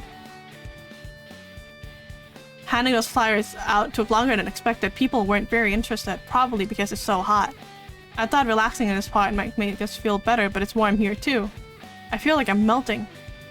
It's much too hot today. It's miserable. I think I need to take a few minutes to cool down. Cuckoo's sighing pretty heavily, and her face looks kind of flushed. Maybe she's been pushing herself too hard. She's been putting a lot of effort in, so I should get her a reward. Hey, Cuckoo, just stay here, alright? I'm going to go buy you something. What? What could this possibly be? You'll see soon enough. I won't be a moment. Oh, I was curious about where you were going, producer, but I did not expect that you would return bearing gifts. Is this for me? Of course it is. I can't think of anybody who deserves it more. Here. This popsicle is nice and cool. It should help soothe you. And it's sweet, too. Who doesn't like popsicles? I'm unsure whether I like them or not. I've not had a chance to try such an intriguing foodstuff. But it does look but it does not look like food should. It's very blue. It's supposed to be that color. It's all part of the experience. The sort of blue does not look natural. But who am I to judge? I have tentacles for hair after all. Let me take a bite of this popsicle. I want to see if it's up to my standards. So, how is it? Do you like it? The flavor is very curious. It's hard to put it into words. Here's the story about a little idol in a blue world. Oh my god, my iPad's running out of power.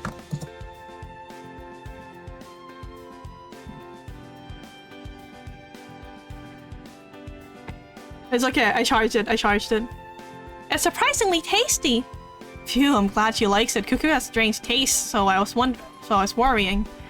It is tasty, isn't it? Popsicles always taste their best on hot days like this after you've been moving your body around a lot. It's the perfect treat. It really is. With only a single mouthful, I already feel invigorated. Thank you, producer. You're not so bad after all.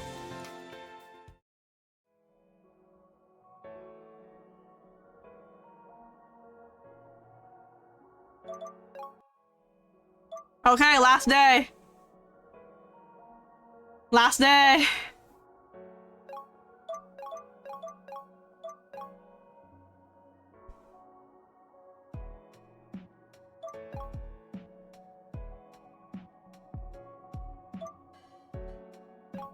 When can I go home? Okay.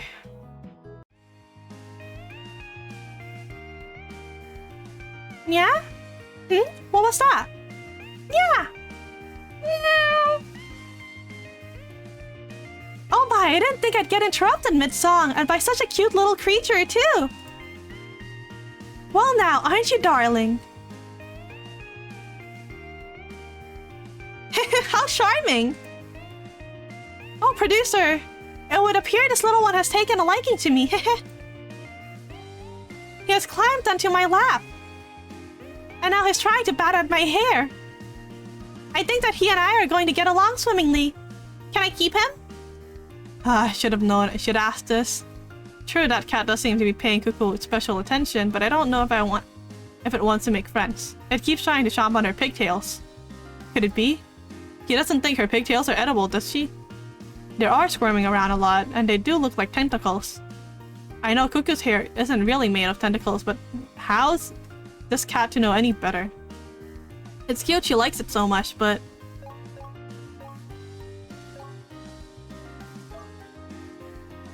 Oh? I can't say I was expecting a line like that from you, producer. But you're right, of course. What was I thinking? You are my precious pet. No, not just that. You're my lovely, endearing, bettable slave. Your heart and mind both belong to me. And soon everybody in this city, no, this country, will have submitted to my thrall. Humans and animal alike. I really don't have the time to be playing around with strays, no matter how sweet they are. I'd much rather play around with you.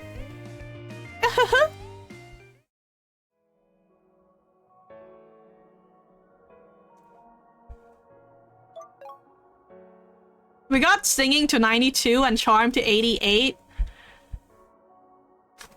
This should work, right?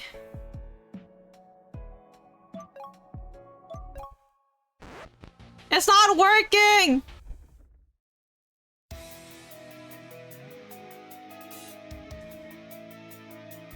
Bruh! Let me try that. One last try. One last try and then I'll go eat lunch.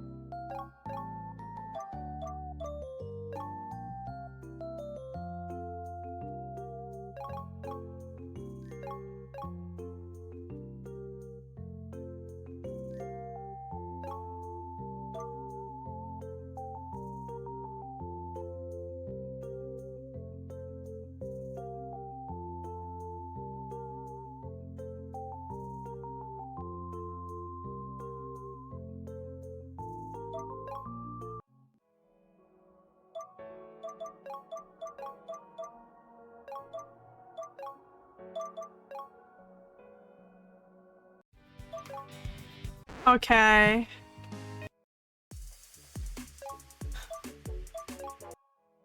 We're doing this again. Oh, second. Huh?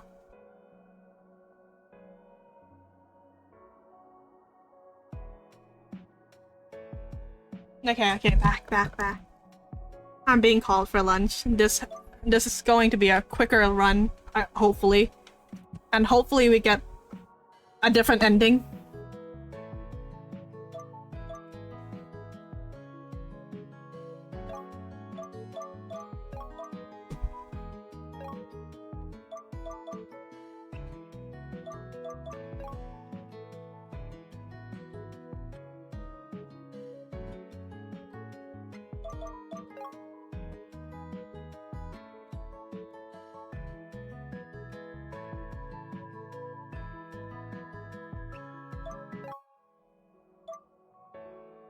What if someone has a thing that breaks open when piping to see what the various ending requirements are?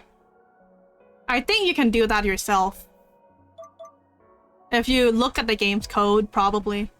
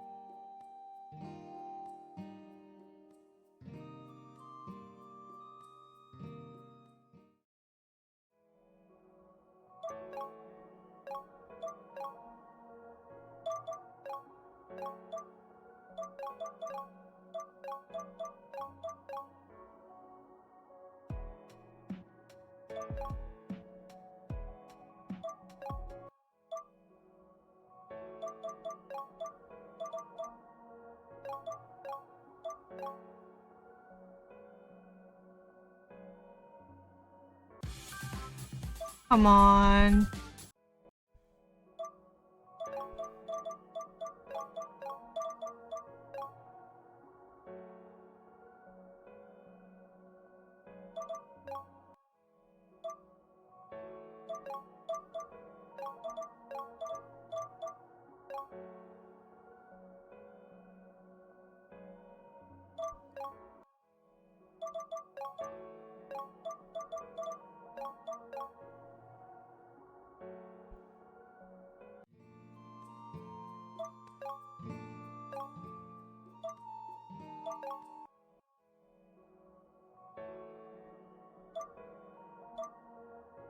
For some reason, it's day 11 and my charm is still at 43. What did I do wrong?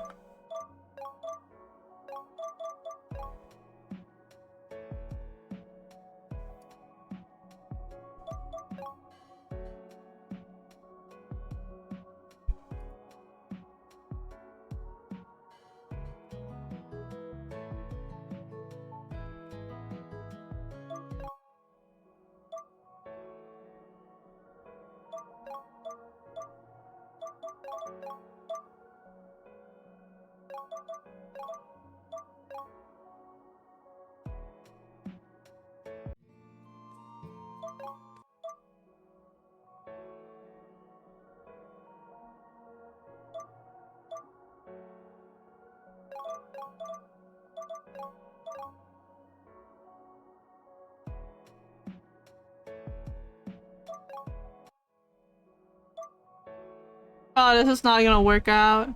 Oh well. Let's try and get a different ending anyway. Ah! That's it! I've had enough of this! Hey, Cuckoo, what's wrong? What's wrong, you ask? What's wrong? The answer to that ought to be obvious. You're the one that's wrong, producer. You and the whole idol industry to boot. It's rotten. It stinks just like fish scouts left out in the sun. I knew that being an idol would be hard, but I didn't realize it would be quite this stressful. You've been pushing me to work from morning till night without any breaks. I'm going to go crazy here. I can't keep doing this. I told you to take care of me, producer. But you betrayed me. You've pushed me too much. You've pushed me much too hard. And now I'm going to flood this miserable world. That way I'll never need to get up for work again. Huh? She isn't really going to end the world, is she? That shouldn't be possible. She's just some skinny high school girl. That's what she looks like, but the ground is shaking. And it started to rain pretty hard too. What's going on? Maybe I really did push Cuckoo too hard. If I had a chance to do this over, I'd go a little easier on her. Nobody wants to work themselves to death. Ending 13, the story of a girl. Okay, that's it for today. If you want to find out more endings, there's 28 endings total. And we got, what, 3 different endings? The good end must be super specific, yeah.